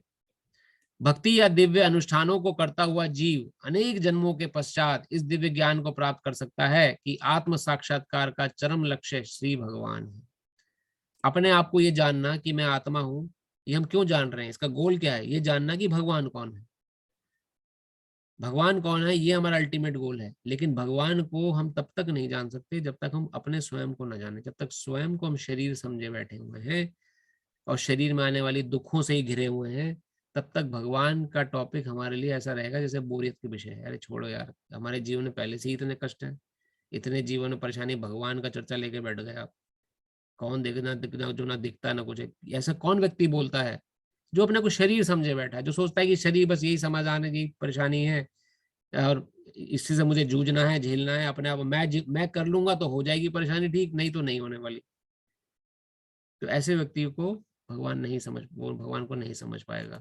लेकिन जो भगवान को चरम लक्ष्य, भगवान का व्यक्ति जो ये समझता है कि पहले मैं कौन हूं, मैं जीव हूं, वही भगवान को समझ सकता है। आत्म साक्षात्कार कहलाया जाता है ये आत्म तत्व के ज्ञान को जान लेना, अपने आप का साक्षात्कार कर लेना कि वास्तव में कौन हूं। आत्म साक्षात्कार के प्रारंभ में जब मनुष्य भौतिकता का परित्याग करने का प्रयत्न करता है, तब निर्विशेषवादी की ओर उसका झुकाव हो सकता है। किंतु आगे बढ़ने पर वह समझ पाता है कि आध्यात्मिक जीवन में भी कार्य हैं और इन्हीं से भक्ति का विधान होता है। अब जब हम आत्म साक्षात्कार का ज्ञान लेने पढ़ते हैं कि मैं आत्मा हूँ, भगवान भी आत्मा है और एक दिन मैं भगवान में समा जाऊंगा, तो मैं भी भगवान बन जाऊंगा, तो इसे ब्रह्म ज्ञान कहलाया जाता है। कई बार शुरुआती तौर पे व्यक्ति जो है वो ब्रह्म ज्ञानी की तरफ आगे बढ़ने लगते हैं। और जब भगवान बन गए फिर कैसा काम? फिर तो बस भगवान बन गए, चुपचाप बैठे हैं वहां पर, ना भगवान को लड्डू खिलाना, ना भगवान को पोशाक पहनानी, ना भगवान को पंखा डालना, ना भगवान के कंधे पे चढ़ के खेलना, ना भगवान के साथ कोई भी आदान प्रदान करना। तो ऐसे व्यक्ति जो होते हैं वो निराकार स्वरूप का पूजन करना शुरू कर देते हैं, जो कि गलत नहीं है। लेकिन उसका ज्ञान, निराकार ज्ञान है, वो 8वीं कक्षा में पढ़ने वाले व्यक्ति का ज्ञान है, जिसको हमने अभी चर्चा करी थी कथा से पहले। उसी ज्ञान में जब वो आगे बढ़ता है कि अरे भगवान के साथ आदान प्रदान भी कर सकते हैं, भगवान को हम लड्डू भी खिला सकते हैं, भगवान को हम के साथ खेल भी सकते हैं, रस्साकशी भी कर सकते हैं, भगवान के साथ फाइटिंग भी कर सकते हैं, भगवान के कंधे पे चढ़ के जा सकते, जैसे बधु मंगल, श्री राम आदि जितने उनके उनके मित्रगण हैं, वो लोग वृंदावन में भगवान के साथ खेलते हैं। वैसा संभव हो सकता है तो भक्त ऑटोमेटिकली आगे बढ़ने लगता है। इसी भक्ति का विधान होता है। इसकी अनुभूति होने पर वह भगवान के प्रति आसक्त हो जाता है और उसकी शरण ग्रहण कर लेता है। किसकी अनुभूति होने पर? जब भगवत तत्व का असल ज्ञान होता है, जब निराकारवाद से बाहर निकल के भगवान को साकार रूप में आदान प्रदान हम कर सकते हैं, भगवान की सेवा कर सकते हैं, तो वह व्यक्ति भगवान के प्रति आसक्त होने लगता है। तब आपको आसक्ति से क्या समझते हैं? आप खुद खाना नहीं खा पाएंगे जब तक आपको ये नहीं पता लग जाएगा कि भगवान को भोग लगा कि नहीं लगा। होटल में खाना खाना, किसी रेस्टोरेंट में खाना खाना ऑटोमेटिकली छूट जाएगा, अपने आप छूट जाएगा। कई लोग तो डर के मारे भगवान की भक्ति आगे नहीं कर पाते, अरे हम होटल में खाना नहीं खा पाएंगे, फिर क्या होगा हमारा, पता ही नहीं लगता कि कब छूट गया होटल में खाना खाना। इतना प्रेम आगे आपके हृदय में आ जाएगा भगवान के प्रति कि अब ऑटोमेटिक, क्योंकि होटल का खाना में या कहीं बाहर खाने में क्या है, भगवान को भोग लगा कि नहीं लगा, पता नहीं कौन से हाथों से खाना बनाया, ये सब विचार मन में आने आएंगे। फिर आप भगवान को भोग लगाए खाए बिना नहीं खा सकते, क्योंकि अब भगवान से प्रेम है, अब आसक्ति हो चुकी है उनसे। इसकी अनुभूति वो भगवान शरण करता है। इस अवसर पर वह समझ सकता है कि श्री कृष्ण की कृपा ही सर्वस्व है, वे ही सब कारणों के कारण हैं और यह जगत उनसे स्वतंत्र नहीं है। वह इस भौतिक जगत को आध्यात्मिक विविधताओं का विकृत प्रतिबिंब मानता है और अनुभव करता है कि प्रत्येक वस्तु का परमेश्वर कृष्ण से संबंध है। इस प्रकार प्रत्येक वस्तु को वासुदेव श्री कृष्ण से संबंधित समझता है। इस प्रकार वासुदेवमयी व्यापक दृष्टि होने पर भगवान कृष्ण का परम लक्ष्य मानकर शरणागति प्राप्त होती है। ऐसे शरणागत महात्मा दुर्लभ है। बहुत मुश्किल है होटल छोड़ना, होटल में खाना खाना नहीं हो पाता कई लोगों से। भक्ति नहीं करेंगे शुरू, पर क्योंकि बाहर गए तो कैसे कैसे खाएंगे, अब क्या करेंगे, ये समस्याएं ज्यादा बड़ी हैं। तो ऐसे महात्मा, इसलिए भगवान दुर्लभ कह रहे हैं इन सबको। इतना आसान नहीं है, ये बहुत दुर्लभ है भक्ति करना। लेकिन इसका अर्थ ये नहीं कि छोड़ दें, अरे बहुत मुश्किल है छोड़ दें भक्ति करना। लगे रहें प्रयास में, प्रयास करते रहें भगवान के प्रति भक्ति में। कभी तो मौका आएगा, कभी तो जीवन में ऐसा पड़ आएगा कि जब पूर्ण श्रद्धा भाव, एकदम अटूट, एकदम दृढ़ता विश्वास आ जाएगा कि कृष्ण है, कहीं मैं बाहर भी जा रहा हूं अगर तो भगवान कृष्ण कुछ ना कुछ अरेंजमेंट करेंगे, कुछ ना कुछ मेरी ऐसी अवस्था हो जाएगी कि मैं खाना तुझमें समस्या भी लेके सोच रहा हूँ, ऑटोमेटिकली बिना प्यार लहसुन खाना मिल जाएगा मुझे कहीं ना कहीं बाहर। ऑटोमेटिकली कोई ना कोई आगे बढ़ के मुझसे पूछ लेगा कि आपको सब कुछ आपके हिसाब से मिला कि नहीं मिला। और ऐसा होता है भक्तों के जीवन में। तो वह व्यक्ति भगवान की शरण ग्रहण करता है जो दृढ़ता से टिका हुआ है। भले ही अभी थोड़ा कमजोर है, भगवान से प्रार्थना करता है, भगवान मैं पूरा नहीं कर पा रहा हूँ, लेकिन आपकी शरण नहीं छोड़ूंगा। भले ही मैं पूर्ण नियम करूं ना करूं, मैं ये जान गया हूं कि आप मेरे पिता हो, मैं आपका पुत्र हूं, आपको नहीं छोड़ने वाला मैं। आप चाहे मुझे लात मार दो। कल जैसे हम गिरीश प्रभु जी हमारे साथ यहाँ पर थे, तो हम डिस्कस कर रहे थे, भगवान के पास हमेशा दो ऑप्शन है। वो दो ऑप्शन क्या है? या तो मुझे लात मार दें, भूल जाए मुझे, या मुझे अंगीकार कर लें, स्वीकार कर लें, गले लगा लें। उन दोनों में से कुछ भी कर सकते हैं। मेरे पास तो एक ही ऑप्शन है और वो है कृष्ण। वो चाहे मुझे लात मारे, चाहे मुझे गले लगा लें, मैं कृष्ण के सिवा और कहीं नहीं जा सकता, क्योंकि मुझे पता ही नहीं और मुझे कहाँ जाना है। तो ये भक्त का भाव होता है, भगवान मैं कुछ भी क्यों ना कर, मैं आप ही की शरण में हूं, भले ही अभी थोड़ा कमजोर हूं। इस श्लोक की सुंदर व्याख्या श्वेताश्वर उपनिषद में मिलती है। सहस्त्र शीर्षा पुरुषः सहस्राश्र सहस्पात स भूमिम विश्वतो वृत्त्यातिष्ठ दशांगुलम पुरुष एवेदं सर्वं यद भूतं यच्च भव्यम उतामृत तत्त्वशानो यदि नातिरोहित रोहति। छांदोग्य उपनिषद में कहा गया है, न वै वाचो न चंक्षुक्ति चंक्षुषी न श्रोत्राणि न मनांसि चक्षते प्राण इति एवा चक्षते हुत्वितानि सर्वाणि भवन्ति। जीव के शरीर की बोलने की शक्ति, देखिए वही बात आ रही है यहाँ पर जो हम डिस्कस कर चुके हैं। जीव के शरीर की बोलने की शक्ति, देखने की शक्ति, सुनने की शक्ति, सोचने की शक्ति प्रधान नहीं है। समस्त कार्यों का केंद्र बिंदु तो वह जीव है, वह जीव स्वयं है। इसी प्रकार भगवान वासुदेव या भगवान श्री कृष्ण ही समस्त पदार्थों के मूल सत्ता हैं। इस देह में बोलने, देखने, सुनने तथा सोचने आदि की शक्तियां हैं, किंतु यदि वे भगवान से संबंधित ना हो तो सभी व्यर्थ हैं। अगर हम बोल रहे हैं, सिर्फ निंदा चुगली कर रहे हैं, तो क्या फायदा जबान मिलने का फिर? अगर हम सुन रहे हैं तो किसी की निंदा चुगली सुन रहे हैं, अरे उसने ऐसा कर दिया, उसने वैसा कर दिया, तो क्या फायदा इस कान के मिलने का? अगर भगवान का भजन नहीं सुना, भगवान की कथा नहीं सुनी, तो कानों को बोला गया है शास्त्रों में, जो कर्ण भगवान कथा नहीं सुनते, सिर्फ निंदा चुगली सुनते हैं, वो सांपों के घर हैं। सांपों, जैसे सांप गड्ढों में रहता है ना, होल में, एक कर्ण उसी प्रकार है। जो जीव भगवान की कथा नहीं बोलती, या भगवान या दूसरों के सदवचन नहीं बोलती, सिर्फ निंदा चुगली बोलती है, वो मेंढक के समान, टर टर के समान है। मेंढक जैसे टर टर करता है, ये शास्त्रों की वाणी में आपको बता रहा हूँ, श्री उपदेशामृत में वर्णन आया है। और टर टर करने वाले इंसान के साथ क्या होता है? मेंढक जब टर्राता है तो वो और कुछ नहीं करता, सिर्फ सांप को न्योता देता है कि देखो मैं यहाँ पर हूँ, आके मुझे खा लो। वैसे सांप नहीं ढूंढ पाएगा मेंढक को, लेकिन जब मेंढक टर्राता रहता है तो सांप को निमंत्रण देता है, वो अपने अपनी अपनी लोकेशन आइडेंटिफाई करा देता है। तो बहुत ही शास्त्रों की वाणी जानना बहुत आवश्यक है। शास्त्र के अनुसार तो यहाँ हमें किसी प्रकार की कोई शक्ति मिली है। जिन आंखों ने भगवान के दर्शन नहीं करे, उनके श्री विग्रह के दर्शन नहीं करे और सिर्फ गलत चीजें का दर्शन करते हैं, ये आंखों को की भी भर्त्सना हुई है।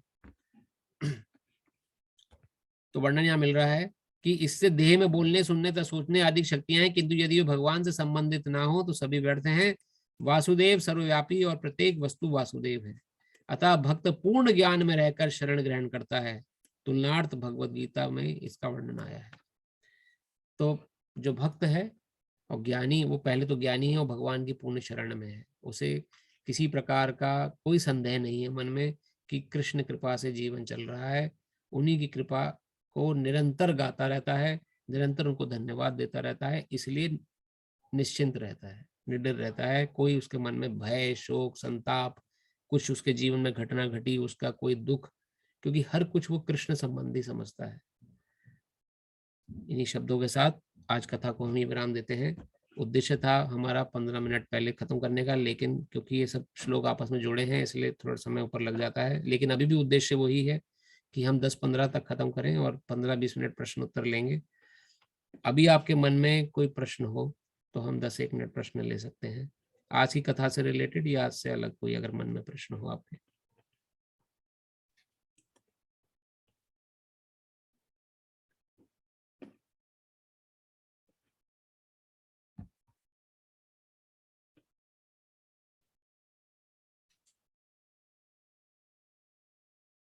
आज कोई प्रश्न नहीं है तो इसका अर्थ है कि आप या तो सभी को सब कुछ समझ में आ गया है आज, या आज कुछ भी समझ नहीं आया।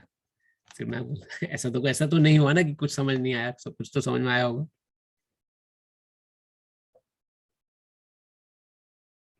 मेरी आवाज आप सभी तक आ रही है? हरे कृष्णा। जी प्रभु जी, आवाज आ रही है। प्रभु जी, आपने जो 4 लोगों का परिचय दिया कि जो ज्ञानी है, वो एक बार फिर से बताएंगे कि कौन भगवान की शरण में जाता है? जो 4 लोग आपने बताए जी, जो 4 लोग भगवान की शरण में जाते हैं वो 16वें अध्याय 16वें श्लोक में है माता जी। 15वें श्लोक में वह व्यक्ति है जो भगवान की शरण कभी ग्रहण नहीं करते, और 16वें श्लोक में भगवान कहते हैं ये 4 पुण्यात्माएं हैं जो मेरी शरण में आती हैं। उनमें से पहला आर्त अर्थात जो दुखी है, जिसको किसी प्रकार का शारीरिक दोष है या किसी प्रकार का मन में कोई दुख है, वो भगवान का ध्यान करता है, भगवान शरण में आता है, भगवान से प्रार्थना करता है कि मेरा दुख दूर हो जाए या कोई मेरे जो जीवन में संताप है वो दूर हो जाए। ये पहला व्यक्ति है आर्त। जिज्ञासु, जो कि जानना चाहता है कि संसार में चल कैसा रहा है, संसार कैसे, जिसके मन में एक प्रश्न है, वो प्रश्न की खोज करने के लिए भगवान की शरण जाता है। अर्थार्थी, जो कि धन अभाव के कारण भगवान शरण जा रहा है, जिसके पास धन नहीं है, कर्जे में डूबा हुआ है, बहुत ज्यादा, इतना कर्जे में डूबा हुआ है कि भगवान से निरंतर प्रार्थना कर रहा है, भगवान तेरे कर्जे को छुड़ा दो, कैसे मेरा कर्जा दूर होगा, पैसा नहीं है मेरे पास, या कोई भी धन अभाव की अवस्था है, वह व्यक्ति भगवान की शरण जाता है। और चौथा है ज्ञानी, जिसको ज्ञान हो गया है कि कृष्ण ही परमेश्वर हैं और उन्हीं की कृपा से ये जीवन चल रहा है और मुझे अपना जीवन कृष्णमय बनाना है। तो इन चारों व्यक्तियों में से ज्ञानी भगवान को सर्वथा प्रिय है, क्योंकि ये बाकी 3 व्यक्ति जो हैं, आर्थ, जिज्ञासु और अर्थार्थी, इनका हेतु है कुछ भगवान के पास जाने के लिए। ये कुछ रिटर्न में चाहते हैं भगवान से, जो कि बुरा नहीं है। हमने आज सुना भगवान के पास जाना बुरा नहीं है, क्योंकि वहां स्नेह प्रदर्शन होता है। पिता के पास मांगने में कोई बुराई नहीं है, लेकिन वह पुत्र पिता को ज्यादा प्यारा है जो जो जानता है कि मेरा पिता सर्वसमर्थ है, सब कुछ कर सकता है और मैं उसकी शरण में हूँ। तो वो व्यक्ति भगवान को ज्यादा प्रिय। तो ये 4 प्रकार के व्यक्ति हैं माता जी आपके प्रश्न के अनुसार, आर्थ, जिज्ञासु, अर्थार्थी तथा ज्ञानी। जी धन्यवाद प्रभु जी। हरे कृष्ण माता जी। और कोई प्रश्न किन्हीं के? हरे कृष्ण प्रभु जी। हरे कृष्ण माता जी। कथा से रिलेटेड तो नहीं प्रभु जी, लेकिन जैसे सृष्टि चलती है तो कई बार ऐसा लगता है कि जो भी हो रहा है सब कुछ प्री प्लान्ड है। जैसे कई बार कुछ होता है और हम कुछ और सोचते हैं और कुछ और होता है, और हमें उस टाइम पे अच्छा भी नहीं लगता कई बार। लेकिन जब और कुछ साल बीत जाने पे हम पीछे देखते हैं तो हमें लगता है कि जो भी हुआ वो वही सही हुआ, जो हम सोच रहे थे अच्छा हुआ वो नहीं हुआ। और मतलब कई बार ऐसा लगता है कि बहुत सारी चीजों के कई बार हमें लगता है कि हम तो काबिल भी नहीं है, लेकिन वो होती है हमारे लिए। तो जी माता जी। बहुत बार ऐसा लगता है कि जो भी चल रहा है सब कुछ प्री प्लान्ड है, मतलब हम खाली हिस्सा हैं और जो हमारे लिए लिखा हुआ है बस हम वो कर रहे हैं। बिल्कुल। तो कैसे चलती है सृष्टि, मतलब क्वेश्चन यही है। अच्छा, प्रश्न है कैसे सृष्टि चल रही है, किस प्रकार से? देखिए हाँ, मतलब क्या सब कुछ प्री डिफाइंड है या कैसे चल रही है सृष्टि? देखिए जिज्ञासु प्रवृत्ति है जो हम भगवान वर्णन कर रहे हैं, कैसे सब कुछ चल रहा है। तो ये बहुत अच्छा प्रश्न है आपका, और इसका उत्तर भगवान ने स्वयं दिया। अभी इस अध्याय में भगवान दे भी रहे हैं। सूर्य की रोशनी सब कुछ मेरे द्वारा ही संचालित है। मोटे तौर पे भगवद गीता ये बता रही है कि भगवान कृष्ण की अध्यक्षता में सारा कार्य हो रहा है। अब भगवान देखिए कितनी कितनी बड़ी उनकी पोजीशन है। कण कण में तो है वो विराजित, लेकिन अपने धाम में भी विराजित हैं, गोलोक वृंदावन में, उसी समय उसी पल। इस समय भगवान आपके हृदय में, मेरे हृदय में, हम सभी जीवों के हृदय में भी उपस्थित हैं, लेकिन अपने धाम में भी हैं। एक ऐसी फिजिकल लोकेशन वहां पर भी है। अब जैसे आपका प्रश्न है कि कैसे संसार चल रहा है, किस प्रकार जीवन हमारे जीवन में घटनाएं घटती हैं, वो प्री प्लान्ड है कि नहीं, इसके कई कई पहलू हैं समझने के। और एक पहलू ये भी है कि उसमें कई बार हमारा कर्म प्रधान भी आता है, कर्म की प्रधानता भी आती है कि जो हमारे जीवन में घटना घटी है वो अच्छी या बुरी, इस पर निर्धारित करती है कि हमारे कर्म कैसे थे। क्या अगर हमारे कर्म अच्छे रहे हैं तो अच्छी चीजें देखने को मिलती हैं, कर्म खराब रहे तो जीवन में दुख आते हैं। इसमें भगवान हस्तक्षेप नहीं करते। जो नॉर्मल लाइफ में आपको बता रहा हूँ, नॉर्मल जीवन जो भगवान की शरण में कोई व्यक्ति नहीं है उसके जीवन की। लेकिन किसी व्यक्ति ने अगर भगवान कृष्ण की शरण ग्रहण कर रखी है तो फिर डेस्टिनी या कर्म उस पर अधिक प्रभाव दिखा नहीं पाते अपना, क्योंकि वो भगवान की शरण में होने के कारण हमेशा भगवान द्वारा प्रोटेक्टेड रहता है। उससे अगर गलत कर्म भी हुए, पहले गलत कर्म, उससे कुछ ऐसी गलत काम हो गए जिसके कारण वो उसको दुख भोगना है, तो दुख आएगा जीवन में, लेकिन भगवान की शरण होने के कारण कष्ट तो मिलेगा, लेकिन वो कष्ट को झेल पाएगा, इतना दुख मिलेगा। तो इसलिए कृष्ण की शरण रहने से हम अपने जीवन में होने वाली घटनाओं का सामना कर सकते हैं। वरना बहुत मुश्किल है, भगवान कृष्ण अगर उपस्थित नहीं है तो उनकी कई बार हमारे जीवन में ऐसी घटनाएं घटती हैं जो कि हमारे कंट्रोल से परे की हैं, जिसको हम नहीं कंट्रोल कर सकते। और कई बार जीवन में ऐसे पल आते हैं कि जिसको हम सोचते हैं कि हम इसके काबिल, जैसे आपने बोला कि एकदम से इतनी प्रसन्नता होगी कि एकदम क्या हो गया पता नहीं हमारे साथ। तो इन सब का कारण हमारे कर्म प्लस हमारी भगवान पे कितनी निर्भरता है उस पर डिपेंड करता है। करने वाले कृष्ण ही है, कृष्ण की इच्छा से ही सारे कार्य हो रहे हैं, और आप अपने कर्मों को सुधार सकते हैं और या कर्म फलों को घटा सकते हैं अगर हम जितना जल्दी भगवान कृष्ण की शरण में रहें, ले लें उनकी शरण कि भगवान मैं आपका हूँ, आप मेरे हो, अब मेरा जीवन की बागडोर आपने संभाल ली, मैं आपके बताए हुए अनुसार जीवन जीऊंगा। ये आप मन में अगर प्रण कर लें, जैसा आपने वर्ड टू वर्ड डिट्टो आपने बोला है, मैं अपना जीवन बिल्कुल वैसा ही मुझे बनाना है और वैसा ही बनाऊंगी। जैसे भी आपने मन में दृढ़ता करती हैं अगर आप, तो वो शरण लेना कहलाता है। ये फिर उसमें फिर ये नहीं कि भगवान ने फिर हम अपने मन की भी सुने बीच में। अगर भगवान ने बोला है कि आपको ये नियम पालन करना है तो नियम पालन करना। उन्होंने बोला प्यार लहसन या जो भी नियम हमारे जीवन में है, तो प्यार लहसन तो खैर शास्त्र नियम बताया मैंने आपको। जैसे कि उन्होंने बोला कि अर्जुन घोषणा कर दो मेरे भक्त कभी नाश नहीं होगा, या जो पूर्ण श्रद्धा से भगवान शरण करता है। फिर मन की नहीं सुननी किसी भी परिस्थिति में, या प्रयास करना है कि मन की ना सुने, एकदम तो नहीं होगा। प्रयास करें मन में कि कभी भी दुख के विचार आते हैं या दुख आता है मन में या संताप होता है जिसका लगता है कि मैं इसको कंट्रोल नहीं कर सकती हूँ, तो फिर कृष्ण की शरण में जाएं आप। उसमें हाथ खड़ा करके, जैसे द्रौपदी माता ने हाथ खड़ा किया, जैसे कि प्रहलाद महाराज जी ने परिस्थितियों में हाथ खड़ा किया। तो जितने कष्ट फिर आते हैं जीवन में, अब कष्ट तो भक्तों जीवन में भी आए, लेकिन वो लोग फेस कर पाए उसको, वैसी ताकत हमें भी आ जाएगी फिर माता जी।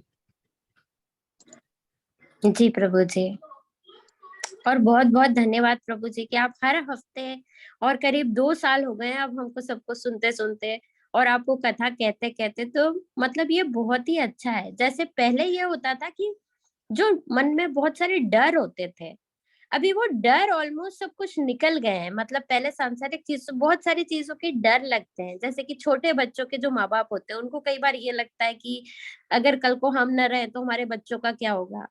जी मतलब ऐसे बहुत सारे डर होते हैं मन में जो कि अब धीरे धीरे कथा सुनते सुनते निकल गए हैं। और मतलब वही है कि चाहे हम संपूर्ण अर्थ ना समझ पाए, लेकिन जो गूढ़ अर्थ है वो बहुत कुछ समझने लगे हैं हम, क्योंकि आप इतना जो रिपीट करते हैं ना वो भी बहुत हेल्प करता है। क्योंकि ये कई बार ये होता है कि पूरा पूरा नहीं सुन पाते, इधर उधर हो जाते हैं, लेकिन वो ये इस बात का प्रमाण रिपीटेशन है से माता भी। जी। देखिए इसमें मेरा कोई योगदान नहीं, ये इस बात का प्रमाण है कि जो ज्ञान हम ले रहे हैं वो ज्ञान ऑथेंटिक है। इसी को जी साइंटिफिक नॉलेज बोला गया है, क्योंकि आपने इसका अनुभव किया अपने जीवन में कि डर निकल गया मन से। इसका जी अनुभव मैंने किया अपने जीवन में, इसका डर, क्योंकि क्योंकि आप या हम जैसे करोड़ों लोग इस जो भी भगवत गीता को ऑथेंटिक रूप से समझने का प्रयास कर रहा है, उसके मन में डर रह ही नहीं सकता। उसके मन में देखिए भय होना जरूरी है, भय बिना होत न प्रीत, ये तो तुलसीदास जी वर्णन करते हैं, जी भगवान की नहीं होती है।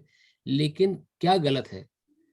फियरफुलनेस, यानी कि भय अवस्था में बने रहना गलत है। भय आएगा, भय तो भगवान का वरदान है जो हमें आगे आने वाले प्रश्न से हमें सचेत कर देता है कि हमें नहीं करना है। लेकिन फियर, उस भय में बना रहना और फिर अपने बाकी काम छोड़ देना, फिर एंजाइटी डिप्रेशन का शिकार हो जाना, वो चीज गलत है।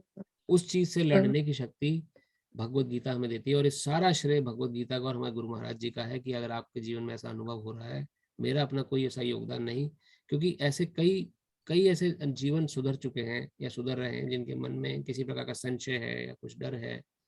तो भगवत गीता का ज्ञान लेने के बाद वो प्रोफेशनली और स्पिरिचुअली तो अच्छे बड़े ही हैं, प्रोफेशनली भी अच्छे हो गए हैं। It's all credit goes to Bhagavad Gita mata ji and my guru महाराज।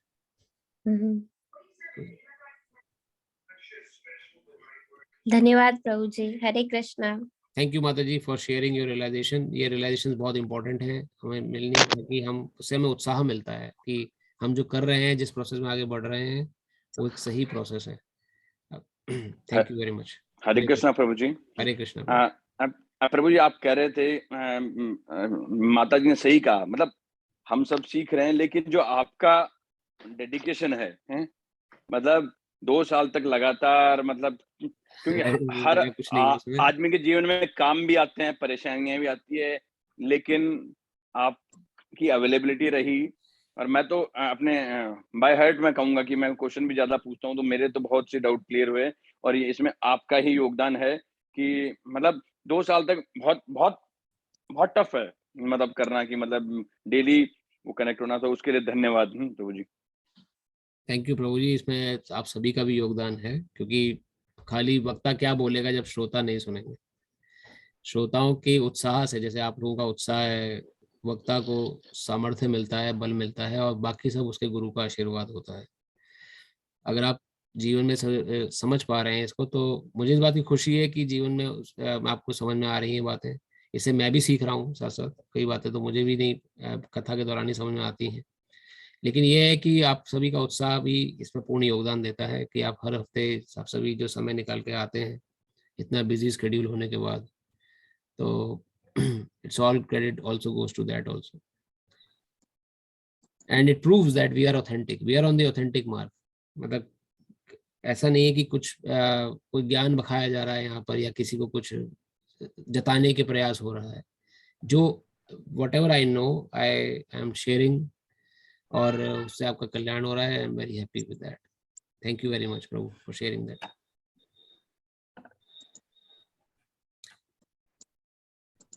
तो अभी तक की हमारी वीडियो सब हैं ही यूट्यूब पे उपलब्ध, और आपने अगर यूट्यूब जो हमारा इस्कॉन सेंट लुइस अकाउंट है वहाँ पे अगर सब्सक्राइब ना किया हो तो आप कर लें, क्योंकि वहाँ पे क्या होगा कि जैसे हम अपलोड करते हैं, ये प्रोसेस थोड़ा चेंज हुआ है, तो आपको ऑटोमेटिकली उसका एक नोटिफिकेशन आ जाएगा।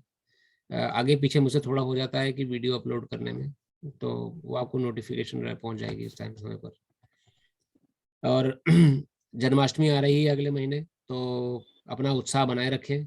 भगवान कृष्ण जन्म लेने वाले हैं, उससे पहले बलराम जयंती आएगी, कल रथ यात्रा थी, कल का दिन बड़ा उत्साही बीता है हम सभी भक्तों का। जो लोग आ पाए बहुत अच्छा लगा। अजय प्रभु जी, गिरीश प्रभु, नीरज प्रभु जी, हम सभी एक साथ उपलब्ध थे। हम लोग सोच रहे थे कि हमसे मिस हो गया, एक फोटो जरूर बनती थी वहाँ रथ यात्रा में सभी के जो लोग थे, लेकिन नेक्स्ट इवेंट में हम जरूर प्रयास करेंगे। तो अब जैसे मंदिर भी खुल गया है, हर इतवार को अगर आप आना चाहें परिवार सहित मंदिर में आ सकते हैं। एवरी संडे 5 to 7:30 इस्कॉन में प्रोग्राम रहता है, और आज नहीं होगा क्योंकि कल रथ यात्रा बड़ा इवेंट है, तो आज का प्रोग्राम शायद कैंसिल हो गया है, लेकिन अगले संडे से कार्यक्रम आप बना सकते हैं, परिवार सहित आ सकते हैं मंदिर में। इन्हीं शब्दों के साथ कोई अगर प्रश्न ना हो तो बहुत बहुत धन्यवाद। आगामी सप्ताह आपका लिए शुभ हो, और आप सभी कृपया आते रहें, उससे हमें प्रोत्साहन मिलता है। हरे कृष्णा। हरे कृष्णा प्रभु जी। हरे कृष्णा प्रभु जी। हरे कृष्णा प्रभु जी, धन्यवाद। हरे कृष्णा। धन्यवाद। हरे कृष्ण। Thank you. हरे कृष्णा प्रभु जी।